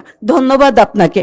ধন্যবাদ মাননীয় সদস্য। মাননীয় শিক্ষামন্ত্রী, শিক্ষাবর্ষ আগানো বা পিছানোর ব্যাপারে প্রশ্ন ওনার। ধন্যবাদ। ধন্যবাদ আপনাকে, ধন্যবাদ মাননীয় সংসদ সদস্যকে। এই যে কনসার্ন পরীক্ষাটা কখন না হবে এই বিষয়ে আমরা দায়িত্ব পাওয়ার পরপরই আপনি হয়তোবা লক্ষ্য করেছেন আমরা এসএসসি এবং এইচএসসি দুইটি পরীক্ষাকে খানিকটা আগিয়ে এনেছি এবং আমাদের প্ল্যান রয়েছে 2027-এর এসএসসি ব্যাচ ধরে আমরা আস্তে আস্তে এক্সামিনেশনের মান্থ হবে ডিসেম্বর এন্ড জানুয়ারি। এই ব্যাপারে আমরা ব্যাপক আলোচনা করেছি এবং আমরা কথাবার্তাও বলেছি এবং সেই সিদ্ধান্ত অনুযায়ী আমরা কিন্তু ক্রমান্বয়ে পরীক্ষা এগিয়ে নিয়ে আসছি। আমরা জানি মনসুন সিজনে পরীক্ষায় এই ধরনের জটিলতার সৃষ্টি হয়, সেটা মাথায় রেখে এবারও আমি এক মাস এগিয়ে এনেছি, পিছনের দিকে এনেছি, যেন আমরা এই সিজনের বাইরে চলে যাই। সেই সময় অনেক আপত্তি হয়েছিল, বলা হচ্ছিল কেন আমি এগিয়ে নিয়ে আসছি। আনার একটি মাত্র কারণ ছিল এইটি, কিন্তু অপরদিকে আমাকে সিলেবাসও দেখতে হবে যে সিলেবাস কাভার হচ্ছে কিনা, সেই জন্য আমরা চাইলেও পারছি না। সবকিছুকে অ্যাডজাস্ট করতে হলে it needs a little bit time. আমরা আবার বলছি বেসলাইন হিসেবে 2027-এর এসএসসি কে টার্গেট করে আমরা ক্রমান্বয়ে পরীক্ষাগুলোকে এগিয়ে আনতে চেষ্টা করছি। আজকে যে বৈরী আবহাওয়াতে যে ক্ষতিগ্রস্ত হয়েছে, আমরা ইন্ডিভিজুয়ালি প্রত্যেকটিকে লোকেট করে এবং কোথায় কি ব্যবস্থা নিতে হবে সেই ব্যবস্থাগুলো আমরা নিরূপণ করে ব্যবস্থা নেব। শিক্ষার্থীদের কোনো রকম অস্থিরতার দরকার নেই, তারা আমাদেরই সন্তান। আমরা তাদেরকে কিভাবে পরীক্ষা নেওয়া যায়, কিভাবে তাদের রেজাল্ট ইমপ্রুভ করা যায়, সবকিছু আমরা দেখব। ধন্যবাদ আপনাকে মাননীয় স্পিকার। আপনাকে অসংখ্য ধন্যবাদ মাননীয় শিক্ষামন্ত্রী। তারকা চিহ্নিত প্রশ্ন 2447, মাননীয় সদস্য জনাব মোহাম্মদ আবু তালিব, ঝিনাইদহ 4, দয়া করে উত্থাপন করুন। বিসমিল্লাহির রহমানির রহিম। মাননীয় স্পিকার, আপনাকে ধন্যবাদ। আপনার মাধ্যমে মাননীয় শিক্ষামন্ত্রী মহোদয়ের নিকট জানতে চাই, মাননীয় মন্ত্রী মহোদয় অনুগ্রহ করে বলিবেন কি আমার নির্বাচনী এলাকা 84 ঝিনাইদহ 4-এর একটি কারিগরি কলেজ প্রতিষ্ঠার কোনো পরিকল্পনা আছে কিনা, থাকিলে তাহা কবে নাগাদ বাস্তবায়ন করা হইবে? ধন্যবাদ মাননীয় স্পিকার। ধন্যবাদ মাননীয় সদস্য। মাননীয় মন্ত্রী, আমি দুঃখিত, আমাদের আসলে এটা আগে সংসদে উত্থাপিত হলো বলে বর্ণনা করতে হবে। তারকা চিহ্নিত প্রশ্ন 2447 মহান সংসদে উত্থাপিত হলো। মাননীয় শিক্ষামন্ত্রী ডক্টর আ.ন.ম এহসানুল হক মিলন। ধন্যবাদ। মাননীয় স্পিকার, আপনাকে অশেষ ধন্যবাদ। মাননীয় সংসদ সদস্যকে এই বিষয়টি উত্থাপন করার জন্য ওনাকে অশেষ ধন্যবাদ। ঝিনাইদহ 4 আসনে সদর ও কালীগঞ্জ নিয়ে গঠিত। ঝিনাইদহ সদর উপজেলা ঝিনাইদহ সরকারি টেকনিক্যাল স্কুল অ্যান্ড কলেজটি টিএসসি, এসএসসি ভোকেশনাল ও এইচএসসি ভোকেশনাল কোর্সে শিক্ষা কার্যক্রম চালু রয়েছে। কারিগরি ও মাদ্রাসা শিক্ষা বিভাগের আওতাধীন উপজেলা পর্যায়ে 329টি টেকনিক্যাল স্কুল অ্যান্ড কলেজ স্থাপন, টিএসসি স্থাপন শীর্ষক প্রকল্পের আওতায় ঝিনাইদহ জেলার কালীগঞ্জ উপজেলাতে একটি টিএসসি স্থাপনের উদ্যোগ অলরেডি গ্রহণ করা হয়েছে। এই লক্ষ্যে কার্যক্রম চলছে। মাননীয় স্পিকার, আপনাকে অশেষ ধন্যবাদ। আপনাকেও ধন্যবাদ। মাননীয় সদস্য সম্পূরক প্রশ্ন থাকলে দয়া করে করতে পারেন। মাননীয় স্পিকার, আপনাকে ধন্যবাদ। আপনার মাধ্যমে মাননীয় মন্ত্রীকে অসংখ্য ধন্যবাদ। আমার নির্বাচনী এলাকাতে বেশ কয়েকটি মাধ্যমিক স্কুল এবং মাদ্রাসাতে এসএসসি ভোকেশনাল ও দাখিল ভোকেশনাল কার্যক্রম চালু আছে। সেখানে শ্রেণীকক্ষ, প্রয়োজনীয় শিক্ষক এবং শিক্ষা উপকরণের সংকটের কারণে ভোকেশনালে যারা পড়ে তাদের লেখাপড়া ব্যাহত হচ্ছে। এই সংকট সমাধানের কোনো পরিকল্পনা মাননীয় মন্ত্রী মহোদয়ের আছে কিনা আপনার মাধ্যমে জানতে চাই। ধন্যবাদ মাননীয়। ধন্যবাদ মাননীয় সদস্য। মাননীয় মন্ত্রী, মাননীয় স্পিকার, আপনাকে অশেষ ধন্যবাদ। আপনার মাধ্যমে মাননীয় সংসদ সদস্যকেও ধন্যবাদ। He is pretty much concern about technical education, যেটা আমাদের নির্বাচনী এজেন্ডায় রয়েছে এবং মাননীয় প্রধানমন্ত্রী এই সেক্টরকে সবচেয়ে বেশি গুরুত্ব দিচ্ছেন। ইতিমধ্যে বাজেটেও টাকা উন্নীত করা হয়েছে এই সেক্টরে, ৬,০০০ কোটি টাকা অতিরিক্ত বরাদ্দ দেওয়া হয়েছে যেন এই সেক্টরকে আমরা ইম্পর্টেন্স দিতে পারি। মাননীয় সংসদ সদস্য ঠিকই বলেছেন, সেখানে অপ্রতুল শিক্ষক এবং সেখানে ল্যাব নেই, কারিকুলামগুলি সঠিক নয়, এগুলি আমরা দেখতে পেয়েছি এবং এগুলিকে আমরা অ্যাড্রেস করছি। ইনশাআল্লাহ ক্রমান্বয়ে এই বিষয়গুলোকে আমরা অ্যাড্রেস করব। শিক্ষক নিয়োগের স্বল্পতা রয়েছে, সেগুলো আমরা অ্যাড্রেস করব। মাননীয় স্পিকার, আপনার মাধ্যমে মাননীয় সংসদ সদস্যকে অশেষ ধন্যবাদ। ধন্যবাদ আপনাকে মাননীয় মন্ত্রী। একটি সম্পূরক প্রশ্ন নিচ্ছি। জামালপুর ৩ আসন থেকে নির্বাচিত মাননীয় সদস্য মুস্তাফিজুর রহমান বাবুল। মাননীয় স্পিকার, আপনাকে ধন্যবাদ। আমাদের গ্রামাঞ্চলে শিক্ষার মান নিয়ে আমরা খুবই শঙ্কিত। গ্রামাঞ্চলে ভালো শিক্ষা প্রতিষ্ঠান নাই, আমরা সকলেই একমত হব। আমি মাননীয় শিক্ষামন্ত্রীর কাছে বিনীতভাবে প্রশ্ন করতে চাই যে আমাদের উপজেলা পর্যায়ে ক্যাডেট কলেজ ধরনের একটি বালক এবং একটি বালিকা স্কুল কাম কলেজ প্রতিষ্ঠা করবার কোনো পরিকল্পনা বর্তমান সরকারের আছে কিনা, অথবা বর্তমান সরকার এ ধরনের শিক্ষা প্রতিষ্ঠার কোনো পরিকল্পনা গ্রহণ করবেন কিনা। ধন্যবাদ মাননীয় স্পিকার। মাননীয় মন্ত্রী। আপনাকে অশেষ ধন্যবাদ। মাননীয় সংসদ সদস্যকে অশেষ ধন্যবাদ। কোয়ালিটি এডুকেশন সকলেই চাচ্ছেন এবং আমরা সকলেই মিলে এ দেশকে গড়ব, কোয়ালিটি এডুকেশন দেব। তবে ক্যাডেট কলেজ অত্যন্ত এক্সপেন্সিভ। আমাদের এই ধরনের ক্যাডেট কলেজ প্রতিটি উপজেলায় প্রতিষ্ঠিত করা আদৌ সম্ভব হবে না। তবে আমরা উন্নত মানের শিক্ষা প্রতিষ্ঠান প্রতিষ্ঠিত করার পরিকল্পনা করছি, কলেজেট স্কুল টাইপ, যেখানে পার ক্যাপিটাল স্টুডেন্ট ব্যয় কম হবে এবং আমরা অ্যাফোর্ড করতে পারবো, সেই ধরনের পরিকল্পনা এবং আমরা কাজ করে যাচ্ছি। আপনাকে অশেষ ধন্যবাদ। ধন্যবাদ মাননীয় মন্ত্রী। তারকা চিহ্নিত প্রশ্ন ২৪৪৮, মাননীয় সদস্য জনাব শাহজাহান চৌধুরীর পক্ষে রংপুর ৩ আসন থেকে নির্বাচিত মাননীয় সদস্য মোহাম্মদ মাহবুবুর রহমান বেলাল, দয়া করে উত্থাপন করুন। ধন্যবাদ। আসসালামু আলাইকুম। ধন্যবাদ মাননীয় স্পিকার। আমি মোহাম্মদ মাহবুবুর রহমান বেলাল, রংপুর ৩, জনাব শাহজাহান চৌধুরী চট্টগ্রাম 15 পক্ষে ২৪৪৮ নম্বর তারকা চিহ্নিত প্রশ্নটি এই মহান সংসদে উত্থাপন করলাম। ধন্যবাদ মাননীয় স্পিকার। ধন্যবাদ মাননীয় সদস্য। মাননীয় মন্ত্রী, আমি দুঃখিত, আবারও আমার ভুল হয়েছে। তারকা চিহ্নিত প্রশ্ন ২৪৪৮ মহান সংসদে উত্থাপিত হলো মাননীয় শিক্ষামন্ত্রী ডক্টর আ.ন.ম এহসানুল হক মিলন। ধন্যবাদ। মাননীয় স্পিকার, আপনাকে এবং আপনার মাধ্যমে মাননীয় সংসদ সদস্যকে অশেষ ধন্যবাদ জানাই। ওনার প্রশ্নের উত্তরের দুইটি পোর্শন। প্রথমটি হচ্ছে আমাদের তথ্য। আমাদের ব্যানবেস নামক একটি প্রতিষ্ঠান রয়েছে, সেখান থেকে আমরা তথ্য সংগ্রহ করি কি পরিমাণ ছাত্রছাত্রী ঝরে পড়ছে, এবং সেই তথ্য ২৪-২৫টি এখনো আমাদের হস্তগত হয়নি। জরিপের ফলাফল আমরা পাবো, তখন এই প্রশ্নের সরাসরি উত্তর দিতে পারবো। মেয়ে শিক্ষার্থী ঝরে পড়ার প্রধান কারণগুলো হলো দারিদ্র, অল্প বয়সে বিবাহ, পারিবারিক ও সামাজিক প্রতিবন্ধকতা, গৃহস্থলী কাজে চলে যাওয়া। এই সব মিলিয়ে এটি একটি সামাজিকভাবে আমরা দেখতে পাচ্ছি যে সেখানে আমাদের ড্রপ করছে। এসএসসি এইচএসসি পরীক্ষায় যে জিপিএ 5 পাওয়া হয়, পাওয়ার পরও তারা বিভিন্ন বিশ্ববিদ্যালয়ে ভর্তির সময় পরীক্ষায় সমমানের রেজাল্ট করতে পারে না, কারণ এভরি ইন্ডিভিজুয়াল ইউনিভার্সিটি তাদের টেস্ট পরীক্ষা নেওয়ার বিভিন্ন ধরনের যোগ্যতার ভিত্তিতে তারা টেস্ট নেয়। সেই যোগ্যতার ভিত্তিতে আমরা দেখতে পেয়েছি আমাদের জিপিএ এর মান এবং তাদের টেস্টের দুটি কম্পেয়ার করলে আমাদের মানের সাথে মিলে যায় না। সেই জন্যই মাননীয় স্পিকার এই ঘটনা ঘটে থাকে। আমি আপনার মাধ্যমে মাননীয় সংসদ সদস্যকে অশেষ ধন্যবাদ জানাচ্ছি। ধন্যবাদ মাননীয় মন্ত্রী। মাননীয় সদস্য, আপনার কোনো সম্পূরক প্রশ্ন থাকলে দয়া করে উত্থাপন করুন। ধন্যবাদ মাননীয় স্পিকার। মাননীয় মন্ত্রীকে ধন্যবাদ তার প্রশ্ন উত্তরের জন্য। আমার সম্পূরক প্রশ্ন হলো, আমরা জানি যে বাংলাদেশে বেসরকারি যে এমপিভুক্ত প্রতিষ্ঠানগুলো রয়েছে, শিক্ষা প্রতিষ্ঠান, তাদের শিক্ষকরা অবসরের পর তাদের দুটো তহবিল থেকে তারা সহায়তা পায়, একটা অবসর সুবিধা বোর্ড, একটা কল্যাণ ট্রাস্ট।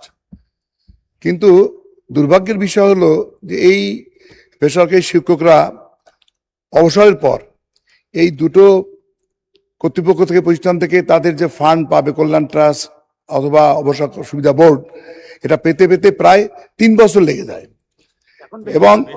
এবং 3 বছরের বেশি হয়ে যায়।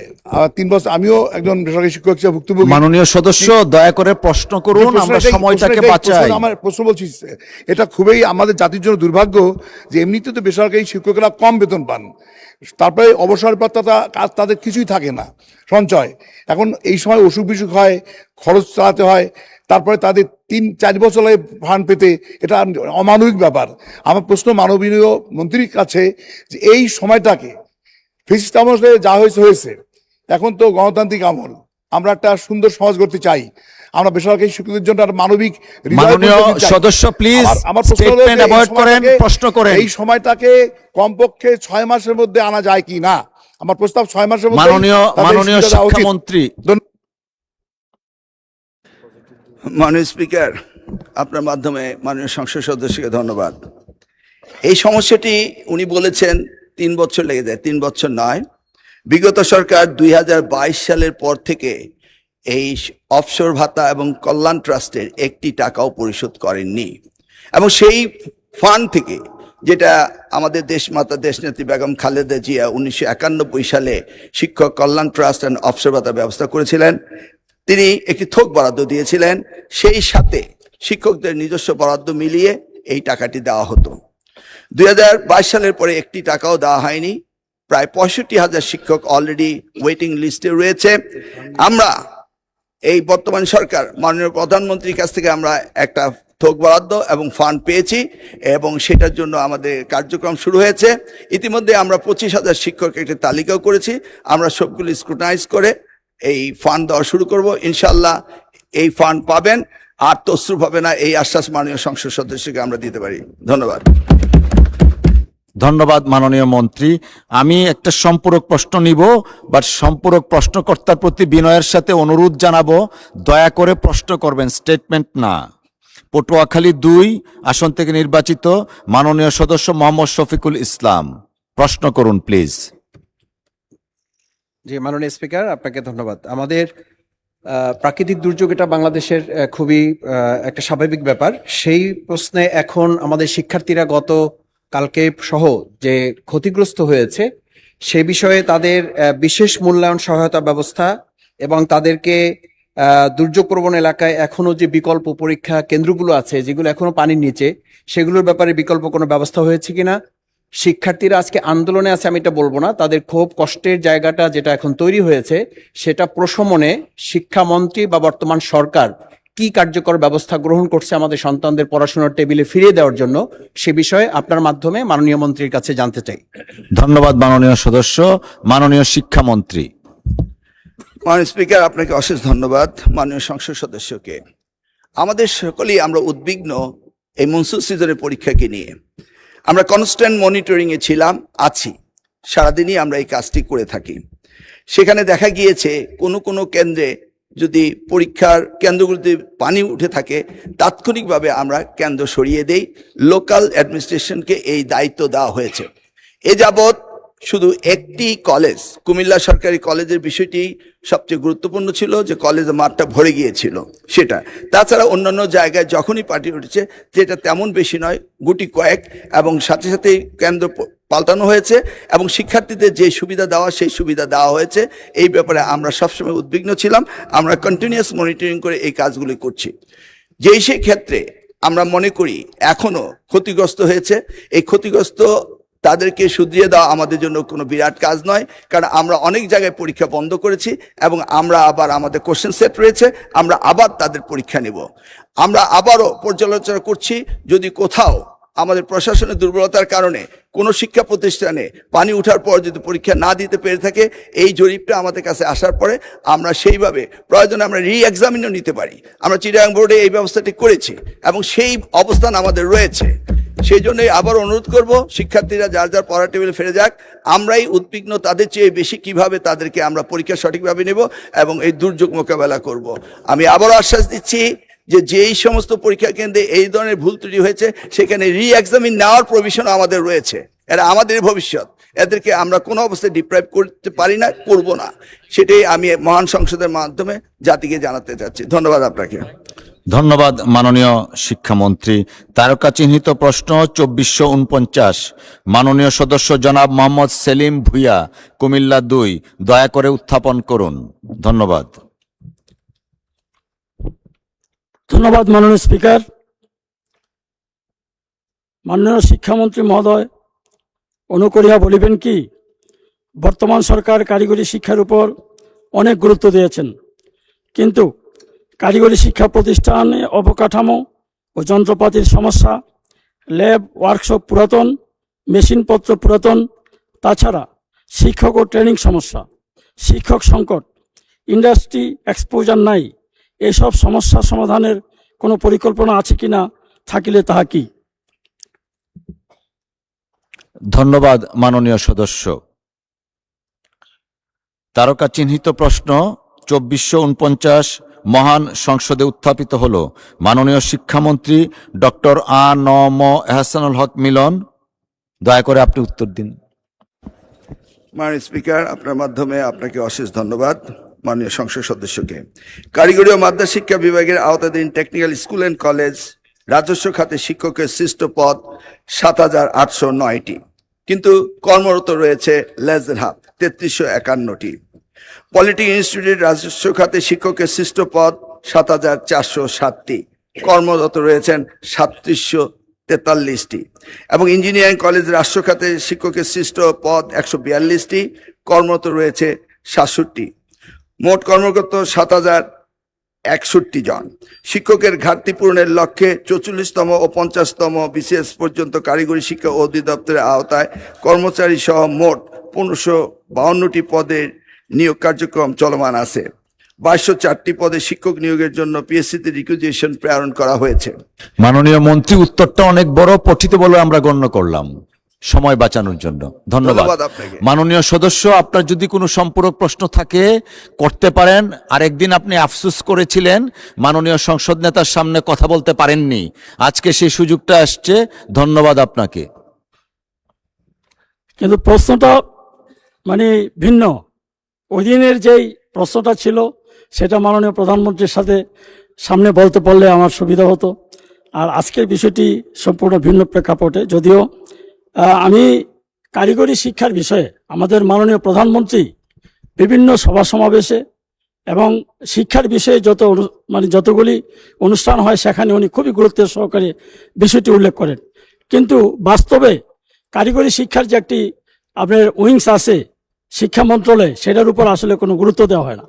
কারিগরি শিক্ষা অধিদপ্তরের বিষয়েও যারা ওখানে কাজ করেন তাদেরকেও খুব একটা গুরুত্ব দেওয়া হয় না, এবং এই কারিগরি এই টেকনিক্যাল এডুকেশনে যারা শিক্ষকতা করেন তাদেরও আপনার সময় মতো বেতন প্রদান করা হয় না। সেই জন্য মেধাবীরা এই পেশায় আসতে চায় না, কারণ যদি তাদেরকে মূল্যায়ন করা না হয়। মাননীয় সদস্য, প্রশ্ন করুন প্লিজ। হ্যাঁ, আমি ছোট্ট করে দিচ্ছি আর কি। এই পেশায় সেই জন্য তারা আসতে চায় না।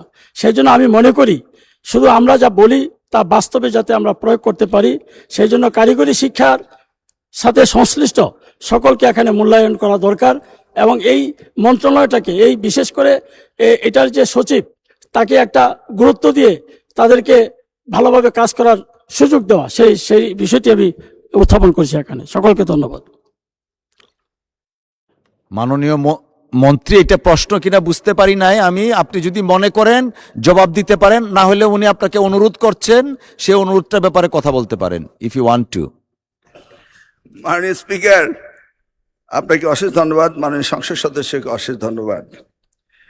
কারিগরি শিক্ষাকে কি পরিমাণ গুরুত্ব দিয়েছেন বর্তমান সরকার, সেটা নিশ্চয়ই আমরা আমাদের নির্বাচন ইস্তেহার এবং মাননীয় প্রধানমন্ত্রীর দৃষ্টি আকর্ষিত হয়েছে বলেই আমরা প্রত্যেকটি জায়গায় কারিগরি শিক্ষার কথা বলছি।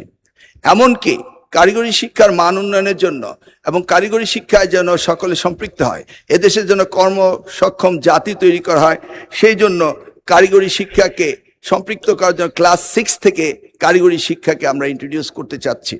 আমাদের এসএসসি ভোকেশনাল রয়েছে, এসএসসি ভোকেশনাল রয়েছে, আমাদের স্পেশালাইজ ইঞ্জিনিয়ারিং ইউনিভার্সিটি ডুয়েট রয়েছে, এবং আগামী দিনে আরও 2টি ইঞ্জিনিয়ারিং কলেজকে আমরা ডিপ্লোমা ইঞ্জিনিয়ার যারা বেরিয়ে আসবে তাদেরকে উচ্চতর শিক্ষা দেওয়ার চেষ্টা চালিয়ে যাচ্ছি। কারিগরি শিক্ষা সম্বন্ধে মাননীয় সংসদ সদস্য আপাতত কিছু দেখতে পাননি, সেটা আমি বিশ্বাস করি, কারণ এই 4 মাসে তেমন কোনো পরিবর্তন হয়নি যে তিনি দেখতে পারবেন।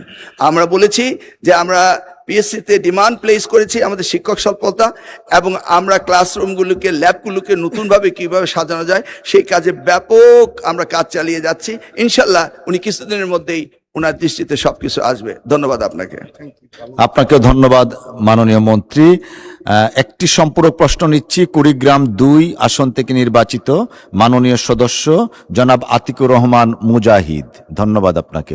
প্রশ্ন করবেন দয়া করে। মাননীয় স্পিকার, আপনাকে ধন্যবাদ। প্রশ্নটা টার্সিয়ারি লেভেলের ইউনিভার্সিটি শিক্ষক রিক্রুটমেন্ট নিয়ে, এই জন্য জাস্ট একটু স্ট্যাটিস্টিক্সটা দিতে হবে। আমাদেরকে বলা হয় অক্সফোর্ড ইউনিভার্সিটি টিচার হওয়া সহজ, কিন্তু বাংলাদেশের যে পাবলিক বিশ্ববিদ্যালয় আছে এখানে টিচার হওয়া যায় না। তার কারণ এখানে এসএসসি এইচএসসির মার্ক 10-15 মার্ক দেওয়া আছে ক্যাটাগরিতে পয়েন্ট, কিন্তু পিএইচডির মার্ক মাত্র 5। কিন্তু শুধু বাংলাদেশ ছাড়া সাউথ ইস্ট এশিয়ার ম্যাক্সিমাম কান্ট্রিতে বিশ্ববিদ্যালয় শিক্ষক নিয়োগের ক্ষেত্রে পিএইচডি আবশ্যক, কিন্তু আমরা একমাত্র একটা আজব দেশ যেখানে পিএইচডির কোনো মূল্য নাই, যে কারণে আমাদের উচ্চ শিক্ষার ক্ষেত্রে গবেষণা কিছু পাই না। সে জায়গা থেকে আমার প্রশ্ন হচ্ছে যে মাননীয় শিক্ষামন্ত্রী, আমাদের এই বিশ্ববিদ্যালয় শিক্ষক নিয়োগের ক্ষেত্রে পিএইচডি লেভেলের বা গবেষক এনকারেজ করার ক্ষেত্রে শিক্ষক নিয়োগের ক্ষেত্রে কোনো ধরনের পদ্ধতিগত চেঞ্জ আনবেন কিনা, সেটা আমার জানার বিষয়। ধন্যবাদ মাননীয় সদস্য। মাননীয় শিক্ষামন্ত্রী। মাননীয় স্পিকার, আপনাকে অশেষ ধন্যবাদ। মাননীয় সংসদ সদস্য অশেষ ধন্যবাদ। পিএইচডি হলো গবেষণা। আমাদের বিশ্ববিদ্যালয়গুলোতে গবেষণা একটু কম হচ্ছে, এবং পিএইচডি শিক্ষক নিয়োগের ক্ষেত্রে যে দুর্বলতা, এটা অত্যন্ত লক্ষণীয় দুর্বলতা রয়েছে। আমরা ইতিমধ্যে বগুড়া বিশ্ববিদ্যালয়ে একটা বিল সংসদে আসবে, সেখানে আমরা শিক্ষক নিয়োগের পদ্ধতিগুলো নিরূপণ করে কিভাবে আগামী দিনে শিক্ষক নিয়োগ করা যায় সেই বিষয়েও আমরা এই ল ভেটিংয়ে আমাদের রয়েছে। আমরা চিন্তা ভাবনা করছি বিশ্ববিদ্যালয়ের শিক্ষকের মান উন্নয়নের জন্য একটি নীতিমালা প্রণয়ন করা ইউজিসির মাধ্যমে, যেখানে শিক্ষক নিয়োগ হবে আমাদের সবচেয়ে ভালো মেধাবী এবং যারা পিএইচডি রয়েছে, যারা দেশকে এই শিক্ষার খাতে সাহায্য করতে পারে, সেই ব্যবস্থাটি নিয়ে আমরা নীতিমালা তৈরি করতে যাচ্ছি। ধন্যবাদ আপনাকে। আপনাকে ধন্যবাদ মাননীয় শিক্ষামন্ত্রী। প্রশ্ন এবং উত্তর পর্ব আজকের মতো এখানেই শেষ হলো।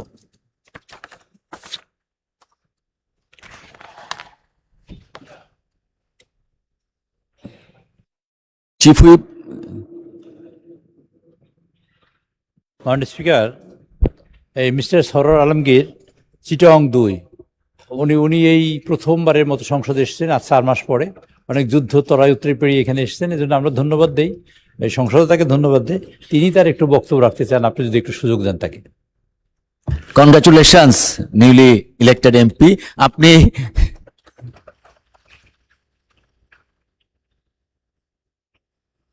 দুই মিনিটের জন্য আপনার ওয়েলকাম স্পিচ আমরা গ্রহণ করলাম। 2 মিনিটস প্লিজ। আসসালামু আলাইকুম মাননীয় স্পিকার, আপনাকে অসংখ্য ধন্যবাদ আমাকে 2 মিনিট সময় দেওয়ার জন্য। আমাকে আরেকটু বাড়িয়ে দিবেন মাননীয় স্পিকার। আপনাকে ধন্যবাদ জানাই, এবং আজকে আরো ধন্যবাদ জানাই মহান রব্বুল আলামিনের প্রতি, আজকে আমি মহান এই সংসদে আসতে পেরে। ধন্যবাদ জানাই মাননীয় প্রধানমন্ত্রীকে, যিনি শহীদ রাষ্ট্রপতি জিয়াউর রহমানের সন্তান।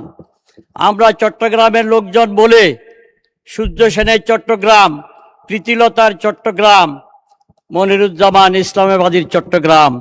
আমি আজকে মহান সংসদে বলে আমাদের এই চট্টগ্রাম শহীদ রাষ্ট্রপতি জিয়াউর রহমানের চট্টগ্রাম, এই চট্টগ্রাম থেকে শহীদ রাষ্ট্রপতি জিয়াউর রহমান কালুরঘাট বেতার কেন্দ্রে গিয়া রাজনৈতিক নেতৃত্ব যখন ব্যর্থ হয়েছিল, তখন শহীদ জিয়া স্বাধীনতার ঘোষণা দিয়ে 71 সালে রণাঙ্গনে যুদ্ধে ঝাঁপিয়ে পড়ে এই বাংলাদেশকে স্বাধীন করেছেন মাননীয় স্পিকার।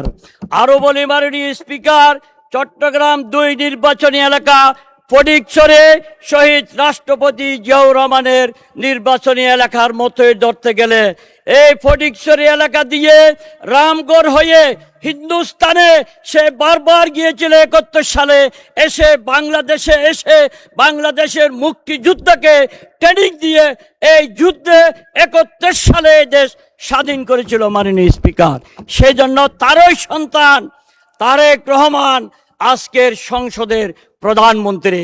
আজকে মাননীয় প্রধানমন্ত্রীকে ধন্যবাদ জানাই। আরো ধন্যবাদ জানাই, গত 4 মাস আমাকে এই সংসদে আসতে দেয় নাই। আমার ফটিকছড়ির মানুষ অনেক কিছু থেকে অনেক কিছু পায় নাই, যেটা সংসদ সদস্য হিসেবে তাদের পাওয়ার কথা। মাননীয় সদস্য, আপনার আবেগ বুঝতেছি আমরা। আরো 2 মিনিট সময় দিলাম, 2 মিনিট শেষ করুন। মাননীয় স্পিকার, ধন্যবাদ মাননীয় স্পিকার। যারা ইনসাফের কথা বলে, আমার বিরুদ্ধে কোনো ব্যাংকের মামলা ছিল না, আমার বিরুদ্ধে ঋণ খেলাপি বলে আমাকে জাতির কাছে অনেক ছোট করেছে। আমি 2 বার বিজয়ী হয়ে এখানে এসেছি।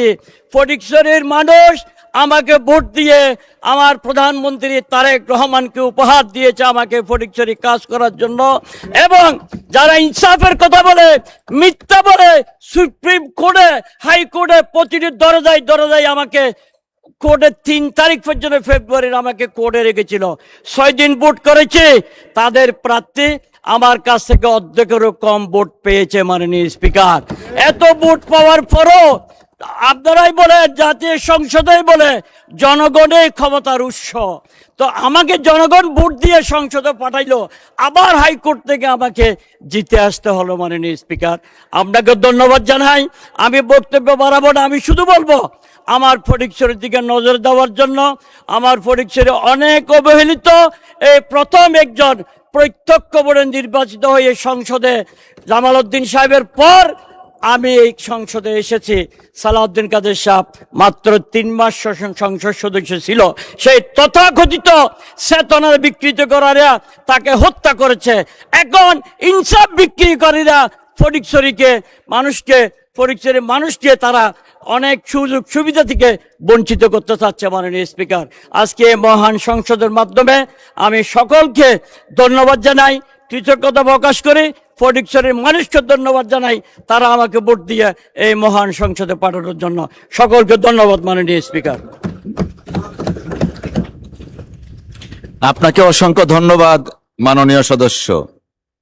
মাননীয় সদস্যবৃন্দ, আজ দিনের কার্যপ্রণালী বিধি 71 বিধিতে জরুরি জনগুরুত্ব সম্পন্ন বিষয় সম্পর্কে মোট 57টি মনোযোগ আকর্ষণের নোটিশ পাওয়া গেছে। নোটিশ দাতাদের মধ্যে মাননীয় সদস্যগণ হলেন যথাক্রমে, আমি ক্রমিক নম্বর এবং নোটিশ নম্বর পড়ছি না সময় বাঁচানোর জন্য। জনাব মোহাম্মদ আবু তালেব মন্ডল, পাবনা 4, নীলুফার চৌধুরী মণি, মহিলা আসন নম্বর 10।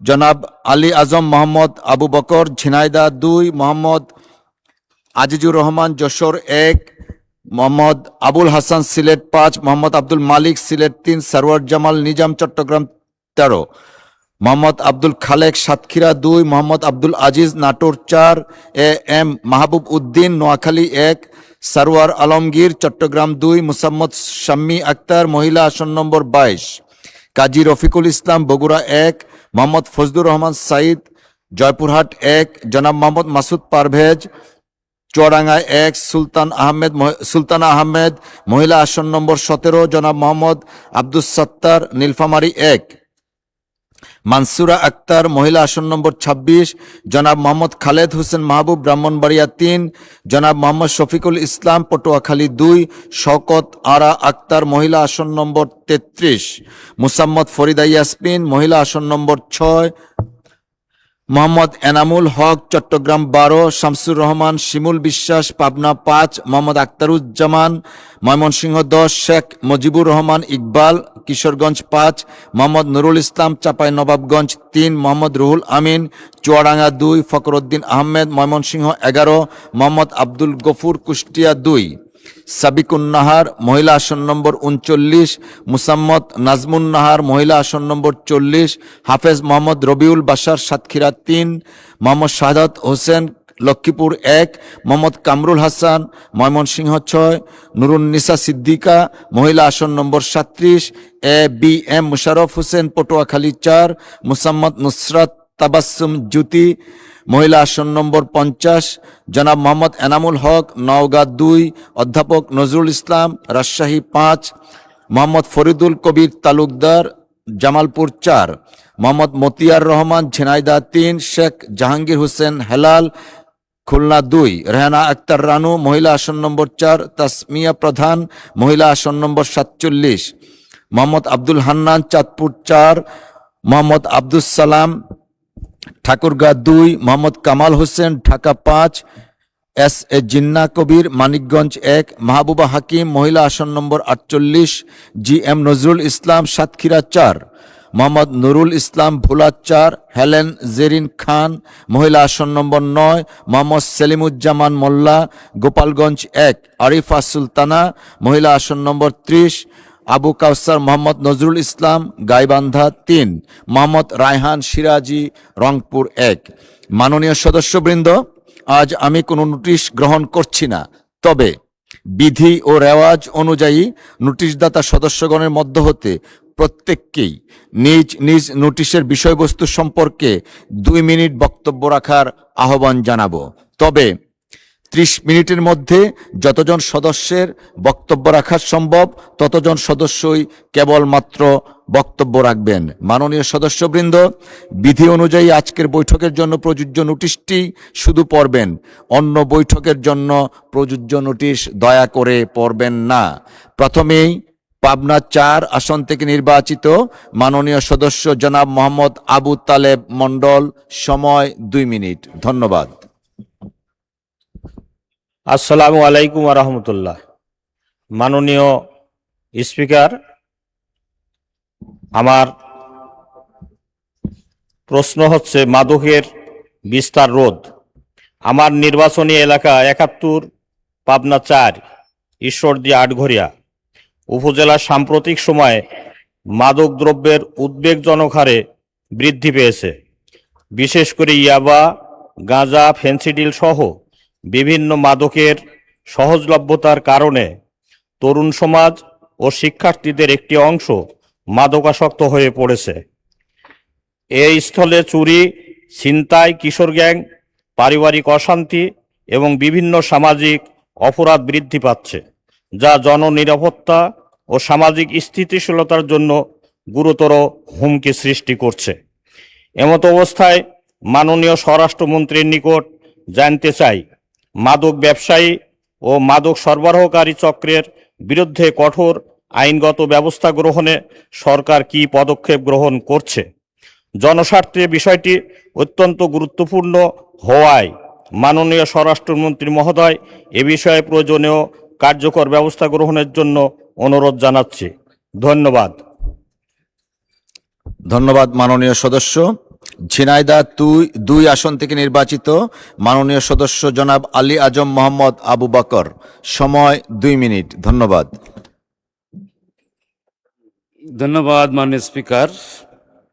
আমার জরুরি গুরুত্বপূর্ণ বিষয়ে মাননীয় ভূমি মন্ত্রণালয়ের প্রতি আমার দৃষ্টি আকর্ষণ। উত্থাপনের বিষয় হচ্ছে উইকিয়ার ফেজ 1 ঝিনাইদহ যশোর মহাসড়ক N7 উন্নয়ন প্রকল্প এর আওতায় ভূমি অধিগ্রহণ, ন্যায্য ক্ষতিপূরণ, যথাযথ মূল্যায়ন ও ক্ষতিগ্রস্ত ভূমি মালিকগণের অধিকার সংরক্ষণের জন্য দৃষ্টি আকর্ষণ। মাননীয় স্পিকার, বিগত সরকারের সময় জমির মূল্য যাচাই বাছাই না করেই ভূমি অধিগ্রহণ কার্যক্রম শেষ করে, যার ফলে ভূমির মালিকগণ ন্যায্য ক্ষতিপূরণ, জমির প্রকৃত বাজার মূল্য স্থাপনা গাছপালার সঠিক মূল্য ইত্যাদি থেকে বঞ্চিত হচ্ছে। অনেকেই একমাত্র বাস্তবিটা কৃষি জমি জীবিকার উৎস হারানোর ঝুঁকিতে রয়েছে। এই জনপদে ছোট বড় শিল্প কারখানা গড়ে ওঠার কারণে বাণিজ্যিক এলাকা হিসাবে ইতিমধ্যে পরিচিতি লাভ করেছে। ফলে জমির বাজার মূল্য বেড়ে প্রতি শতাংশ 20 লক্ষ থেকে 25 লক্ষ টাকা পর্যন্ত বিক্রি হচ্ছে। অথচ এমনভাবে নির্ধারণ করা হয়েছে জমির মূল্য, যেটা 2257 টাকাও নির্ধারণ করা হয়েছে। এতে জমির মালিকগণ মারাত্মক ক্ষতিগ্রস্ত হচ্ছে। আমি বিশেষ করে ভূমিমন্ত্রীর প্রতি দৃষ্টি আকর্ষণ করছি, এটা পুনর্নির্ধারণ করা দরকার, যাতে জমির মালিকগণ এটা ন্যায্য মূল্য পায় এবং যথাযথ ক্ষতির বাস্তবসম্মত ক্ষতিপূরণ নিশ্চিত করা যায়, তার জন্য আমি দৃষ্টি আকর্ষণ করছি। মাননীয় স্পিকার, আপনাকে ধন্যবাদ। ধন্যবাদ মাননীয় সদস্য। আবারও চট্টগ্রাম 2 মিনিট পাচ্ছেন জনাব সারোয়ার আলমগীর।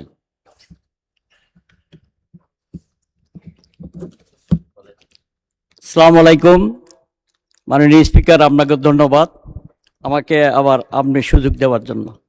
মাননীয় স্পিকার, আমার উত্থাপিত প্রশ্ন হলো, ফটিকছড়ি পাহাড়ি ডল ও হালদা নদীর ভাঙ্গনে চট্টগ্রাম জেলার ফটিকছড়ি উপজেলার বন্যায় পানিবন্দী ক্ষতিগ্রস্ত জনপদকে সহায়তা প্রসঙ্গে।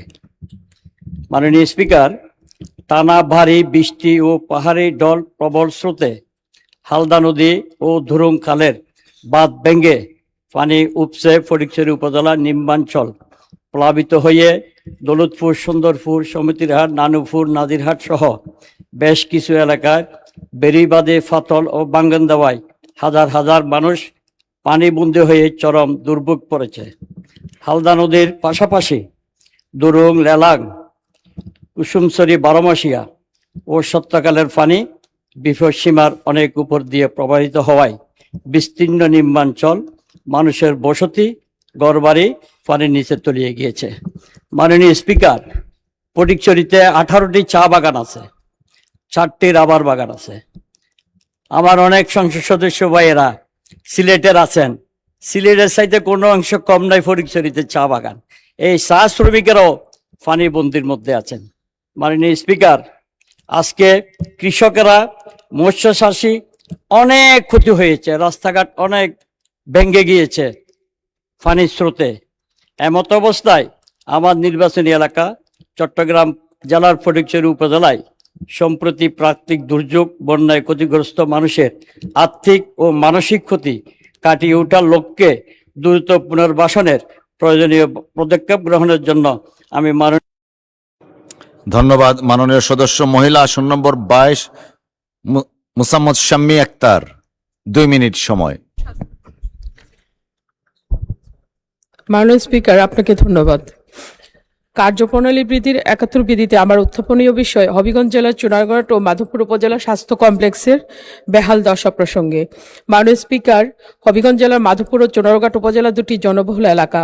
এখানে প্রায় 8 লক্ষাধিক মানুষের বসবাস। এখানকার অধিকাংশ মানুষ কৃষিজীবী, শিল্প শ্রমিক ও চাষ শ্রমিক। এই বিশাল শ্রমজীবী মানুষের স্বাস্থ্যসেবা গ্রহণের অন্যতম জায়গা হলো দুটি উপজেলা স্বাস্থ্য কমপ্লেক্স। আশেপাশের মানসম্পন্ন কোনো স্বাস্থ্যকেন্দ্র বা হাসপাতাল না থাকায় এখান থেকেই তাদেরকে স্বাস্থ্যসেবা গ্রহণ করতে হয়। কিন্তু স্বাস্থ্য কমপ্লেক্স দুটিতে স্বাস্থ্যসেবা একেবারেই অপ্রতুল। দীর্ঘদিন যাবৎ স্বাস্থ্য কমপ্লেক্স দুটি নানা সমস্যায় জর্জরিত। 50 শয্যা বিশিষ্ট স্বাস্থ্য কমপ্লেক্সে বিশেষজ্ঞ ডাক্তারদের 21টি পদের বিপরীতে মাধবপুরে 8 জন এবং চুনারঘাটে 4 জন ডাক্তার কর্মরত আছেন, যাদের অনেকেই আবার ডেপুটেশনে থাকায় নিয়মিত রোগী দেখেন না। তাছাড়া নার্স, টেকনিশিয়ান সহ অধিকাংশ কর্মচারী পদ দীর্ঘদিন যাবৎ শূন্য এবং প্রয়োজনীয় ঔষধ ও চিকিৎসা সামগ্রীর সরবরাহ অত্যন্ত অপ্রতুল। জনবল সংকটের কারণে দুটি উপজেলা স্বাস্থ্য কমপ্লেক্সে সার্জারি বন্ধ থাকায় অপারেশন থিয়েটারে মূল্যবান চিকিৎসা সরঞ্জাম নষ্ট হয়ে যাচ্ছে। মাননীয় স্পিকার, প্রত্যেকটি স্বাস্থ্য কমপ্লেক্সে প্রতিদিন গড়ে 60-70 জন ভর্তি রোগী এবং বহির্বিভাগে 500-600 জন রোগী চিকিৎসা নিতে আসে। অথচ চিকিৎসা ব্যবস্থার এই বেহাল দশার কারণে রোগীদের নানা রকম ভোগান্তি সহ অনেককে চিকিৎসা না নিয়েই ফেরত যেতে হয়। অনেক সময় মুমূর্ষু রোগীরা চিকিৎসা সেবা না পেয়ে হবিগঞ্জ সদর হাসপাতাল, সিলেট ওসমানী মেডিকেল বা ঢাকায় নিয়ে আসতে বাধ্য হয়, যা স্বল্প আয়ের মানুষগুলোর জন্য কষ্টসাধ্য। যথাসময়ে অনেকে চিকিৎসা না পেয়ে মৃত্যুবরণ করে। তাই মাধবপুর ও চুনারুঘাট উপজেলা স্বাস্থ্য কমপ্লেক্স দুটিতে ডাক্তার, নার্স ও অন্যান্য জনবল এবং প্রয়োজনীয় চিকিৎসা উপকরণ দ্রুত সরবরাহ করা অতীব প্রয়োজন। বিষয়টি অতীব ধন্যবাদ মাননীয় সদস্য। মানসুরা আক্তার, মহিলা আসন নম্বর ২৬। মানসুরা আক্তার নেই। পটুয়াখালী ২ আসন থেকে নির্বাচিত মাননীয় সদস্য মোহাম্মদ শফিকুল ইসলাম নেই। মহিলা আসন নম্বর ৩৩ শওকত আরা আক্তার। ধন্যবাদ। ২ মিনিট সময়।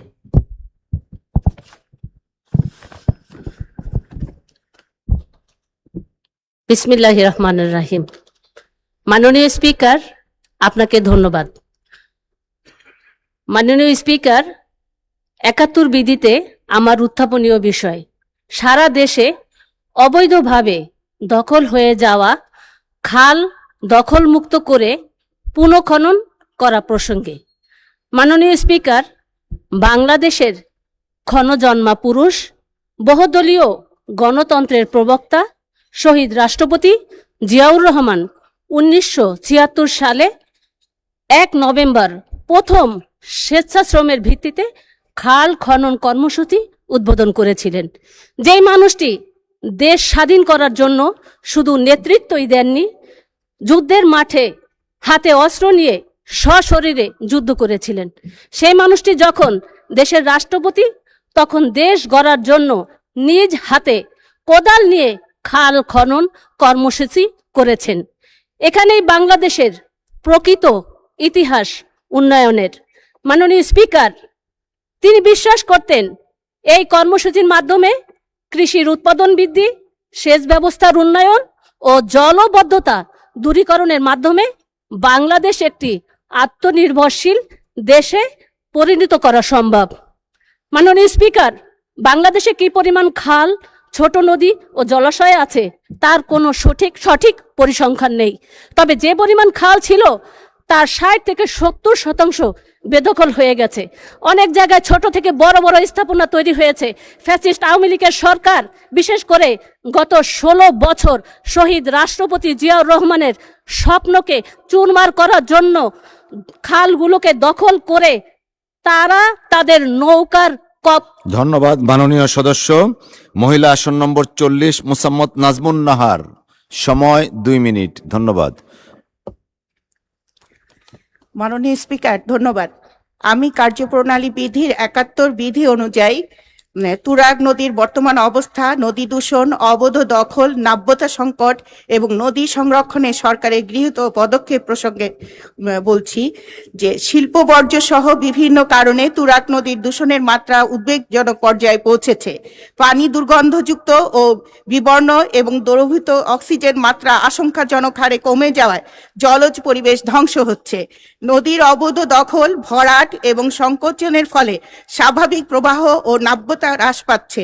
নদীর তলদেশে পলি জমায়, নৌ চলাচল বাধা সৃষ্টি হয়, জীববৈচিত্র্য, মৎস্য সম্পদ এবং নদীর তীরবর্তী মানুষের জীবন জীবিকা ক্ষতিগ্রস্ত হচ্ছে।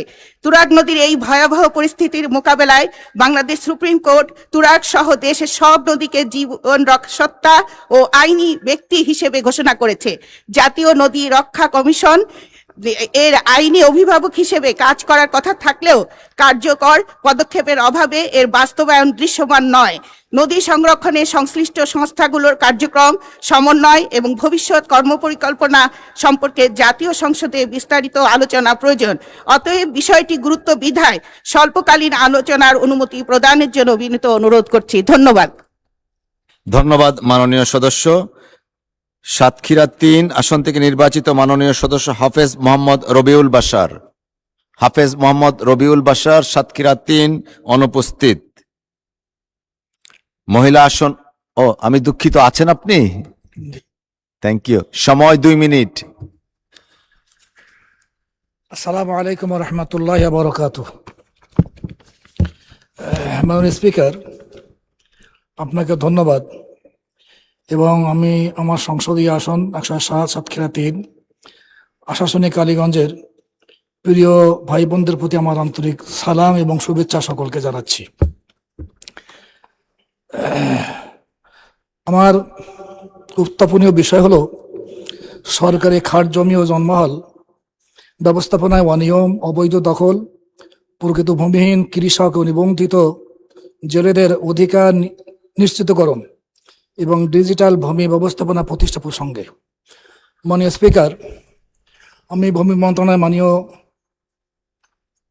মন্ত্রী মহোদয়ে আমার দৃষ্টি আকর্ষণ করছি, দেশের বিভিন্ন জেলায় সরকারি খাস জমি ও জলমহল ব্যবস্থাপনায় দীর্ঘদিন ধরে ব্যাপক অনিয়ম, দুর্নীতি, অবৈধ দখল এবং নীতিমালার ব্যত্যয়ের অভিযোগ পাওয়া যাচ্ছে।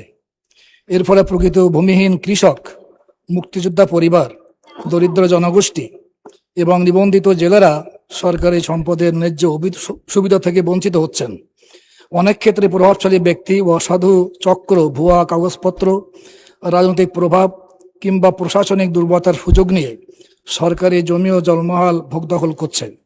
এমত অবস্থায় সরকারের বিপুল পরিমাণ সম্পদ সুষ্ঠুভাবে ব্যবস্থাপিত হচ্ছে না, রাষ্ট্রের রাজস্ব ক্ষতিগ্রস্ত হচ্ছে এবং সামাজিক ন্যায় বিচার প্রতিষ্ঠা ব্যাহত হচ্ছে। বিশেষ করে উপকূলীয় অঞ্চলে বহু সরকারি খাস জমি ও জলমহল প্রকৃত জেলে ও কৃষকদের পরিবর্তে অযোগ্য ব্যক্তিদের দখলে রয়েছে, ফলে জীবিকা নির্বাহে সংকট সৃষ্টি হচ্ছে এবং সরকারের উদ্দেশ্য ব্যাহত হচ্ছে। আমি ধন্যবাদ মাননীয় সদস্য। মহিলা আসন নম্বর 37 নুরুন্নিসা সিদ্দিকা, সময় 2 মিনিট। ধন্যবাদ।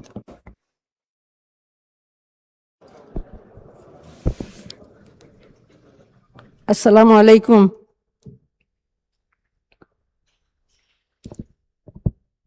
মাননীয় স্পিকার, আপনাকে ধন্যবাদ। আমার উত্থাপনীয় বিষয় হচ্ছে সাইবার বুলিং এর মাধ্যমে শিশুদের প্রতি সহিংসতা রোধকল্পে ব্যবস্থা গ্রহণ। মাননীয় স্পিকার, নারী শিক্ষায় বাংলাদেশ অনেক এগিয়েছে আলহামদুলিল্লাহ, কিন্তু পুরুষ শিক্ষায় পিছিয়েছে। এটার বাস্তব প্রমাণ আমরা মাধ্যমিক পর্যায়ে ঝরে পড়া ছেলে মেয়েদের অবস্থা থেকে বুঝতে পারি।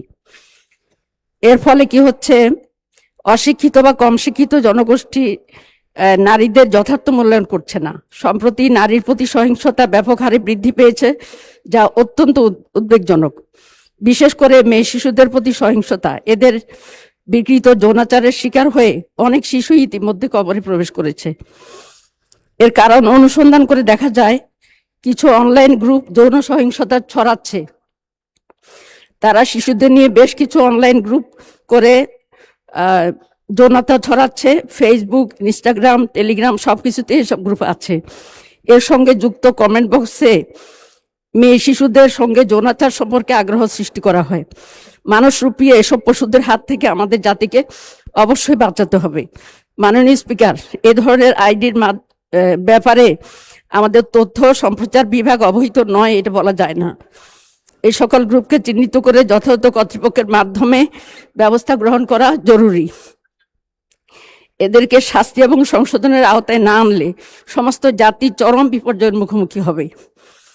মাননীয় স্পিকার, নারী ও শিশুদের প্রতি সহিংসতা রোধে আইনের কঠোর প্রয়োগ এবং বিশেষ করে হত্যাকাণ্ডের বিচারের জন্য বিশেষ ট্রাইব্যুনাল গঠন করে দ্রুত শাস্তির ব্যবস্থা করা দরকার।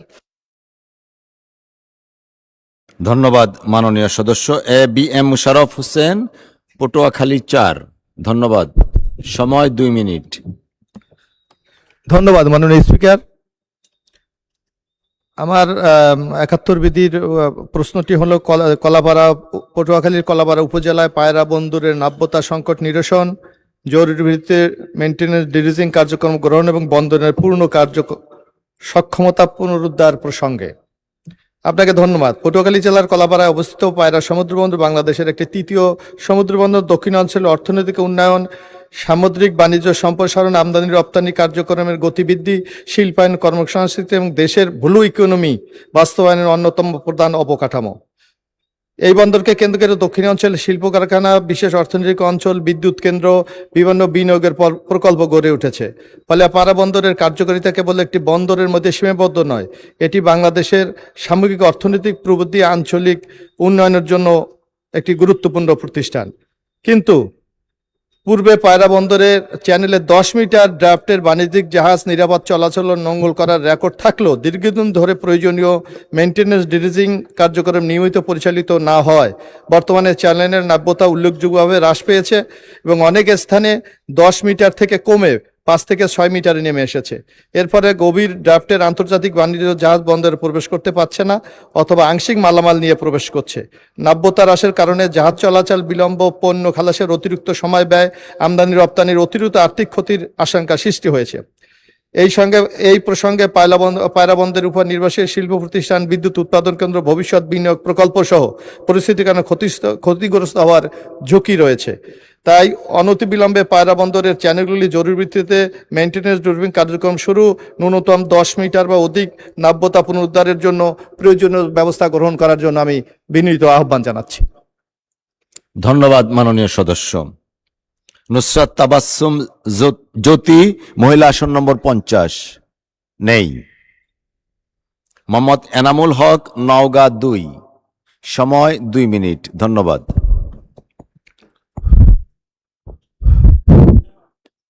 মাননীয় স্পিকার, আপনাকে ধন্যবাদ। আমার উত্থাপিত বিষয়টি হচ্ছে পুনরায় পুলিশ ফাঁড়ি স্থাপন প্রসঙ্গে। মাননীয় স্পিকার, আমার আসন 47 নওগাঁ 2, পত্নীতলা এবং ধামরাহাট 2টি থানা নিয়ে উপজেলা নিয়ে গঠিত। এর মধ্যে পত্নীতলা উপজেলায় 11টি ইউনিয়ন, 1টি পৌরসভা। এই পত্নীতলা উপজেলার আমার ভারতের সীমান্ত বর্ডার এলাকা হচ্ছে 24 কিলোমিটার। পত্নীতলা উপজেলার এক প্রান্ত থেকে অপর প্রান্ত দূরত্ব হচ্ছে 57 কিলোমিটার এবং থানা কম্পাউন্ড থেকে পশ্চিম উত্তর কর্নারে 3টি ইউনিয়ন আছে, যার দূরত্ব হলো 35 কিলোমিটার। এইখানে ইতিপূর্বে এই 3টি ইউনিয়ন হলো শেয়ারা, নির্মইল এবং দিবর। এই 3টি ইউনিয়ন মিলে এর আগে আলপাকা উত্তরামপুর নামে একটি পুলিশ ফাঁড়ি ছিল, যা বর্তমানে নাই। এটি যদি পুনরায় স্থাপন করা হয় তাহলে উক্ত পুলিশ ফাঁড়ি স্থাপন করা হলে ভারতের বর্ডার দিয়ে অবৈধ মাদকদ্রব্য প্রবেশ করে এবং অনেকাংশে নিয়ন্ত্রণ করা সম্ভব হবে এবং থানা কম্পাউন্ড থেকে দূরত্ব বেশি হওয়ার কারণে যে কোনো আইন শৃঙ্খলা অবনতি হলে সেখানে পুলিশ সরাসরি পৌঁছতে পারে না। তাই আপনার মাধ্যমে আমি স্বরাষ্ট্রমন্ত্রীর দৃষ্টি আকর্ষণ করছি, আমার উক্ত উপজেলায় পুনরায় পুলিশ ফাঁড়িটি স্থাপন করা হোক। তাছাড়া আমাদের গোটা বাংলাদেশের সকল উপজেলাতেই পুলিশের জনবল কাঠামো অনুযায়ী পুলিশ সদস্যের যে হার, এটা অত্যন্ত সেই 2001 সালে 2000 সালে যেটা ছিল ঠিক সেভাবেই আছে। এখন প্রত্যেকটা উপজেলা 50-60 জন একজন পুলিশ কনস্টেবল নিয়ে উপজেলাগুলো গঠিত, কিন্তু এটি জনবলের তুলনায় অত্যন্ত নগণ্য। এই কারণে আমি মনে করি সকল উপজেলাতেই পুলিশের সংখ্যা আরো বৃদ্ধি করা হোক। ধন্যবাদ মাননীয় সদস্য। অধ্যাপক নজরুল ইসলাম, রাজশাহী 5, অধ্যাপক নজরুল ইসলাম, রাজশাহী 5, নেই। আচ্ছা, ও আছেন। মাননীয় স্পিকার, আপনাকে জি, সময় 2 মিনিট। ধন্যবাদ। আমার উত্থাপনের বিষয় দুর্গাপুরের জয়নগর ইউনিয়নের দাউকান্দিতে ইউনিয়ন উপস্বাস্থ্য কেন্দ্র তৈরিকরণ প্রসঙ্গে। মাননীয় স্পিকার, আজ কয়েকদিন যাবৎ সংসদে স্বাস্থ্য নিয়ে অনেক আলোচনা হয়েছে। আমার উপজেলায় পুঠিয়া দুর্গাপুরে আমরা দেখেছি স্বাস্থ্যসেবা কিছু যন্ত্রাংশ বা বিল্ডিং কম হলেও স্বাস্থ্যসেবা কিন্তু অনেক ভালো। আমি প্রতিটা প্রায় রুগীকে জিজ্ঞাসা করেছি স্বাস্থ্যসেবা আগে কেমন, তারা বলেছে আগের চেয়ে অনেক ভালো। তো যাই হোক মাননীয় স্পিকার, আমার আজকের বিষয় পুঠিয়ার দুর্গাপুরের দাউকান্দি দুর্গাপুর থেকে প্রায় 20 কিলো দূরত্ব, মানে চারিদিকে 20 মাইল দূরে কোনো স্বাস্থ্য কেন্দ্র নাই। ওইখানে আপনার অনেক দাউকান্দি কলেজ, সরকারি কলেজ আছে, ওইখানে অনেক শিল্প এলাকা, অনেক মানুষের ওখানে সমাগম, সেখানে কোনো স্বাস্থ্য উপকেন্দ্র নাই। ওইখানে পরিবার কল্যাণ সেবা কেন্দ্র আছে, ওইখানে আপনার সেবা শুধু পরিবার কল্যাণের মধ্যে সীমিত থাকে। এ বিষয়ে আমি আমি আমাদের স্বাস্থ্যমন্ত্রী মহোদয় তার দৃষ্টি আকর্ষণ করেছি, এবং আমাদের রাজশাহী থেকে সিভিল সার্জন সাহেব উনি আপনার একটা চিঠিও দিয়েছে যাতে ওখানে একটা উপস্বাস্থ্য কেন্দ্র এবং 20 শয্যা বিশিষ্ট একটা স্বাস্থ্য কেন্দ্র ওখানে তৈরি করা হয়। মাননীয় স্পিকার, আপনার মাধ্যমে আমি আমার মন্ত্রীকে দৃষ্টি আকর্ষণ করতে অতি বিলম্বে তাড়াতাড়ি যেন আমার ওখানে একটা উপস্বাস্থ্য কেন্দ্র গঠন করা হয়। ধন্যবাদ মাননীয় সদস্য। খুলনা 2 আসন থেকে নির্বাচিত মাননীয় সদস্য শেখ জাহাঙ্গীর হোসাইন হেলাল, সময় 2 মিনিট।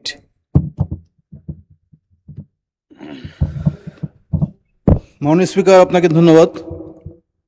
আমার আজকের নোটিশের বিষয়টি হলো, খুলনা হচ্ছে দক্ষিণ পশ্চিম অঞ্চলের গুরুত্বপূর্ণ। এই শহরটির পূর্ব এবং দক্ষিণ প্রান্ত থেকে যে প্রবেশপথ রূপসা ব্রিজ এর গোড়া থেকে রূপসা ট্রাফিক মোড় পর্যন্ত এই রাস্তাটি দীর্ঘদিন ধরে বেহাল অবস্থা আছে। এই রাস্তাটি নির্মাণের জন্য 13 সাল থেকে এ পর্যন্ত বিভিন্ন মেয়াদে সময় বৃদ্ধি পেয়েছে, কিন্তু রাস্তাটি নির্মাণ হয়নি, যে কারণে প্রতি বছর এই বৃষ্টি মৌসুমে খানাখন্দক হয়ে জনগণের ভোগান্তির শেষ নেই।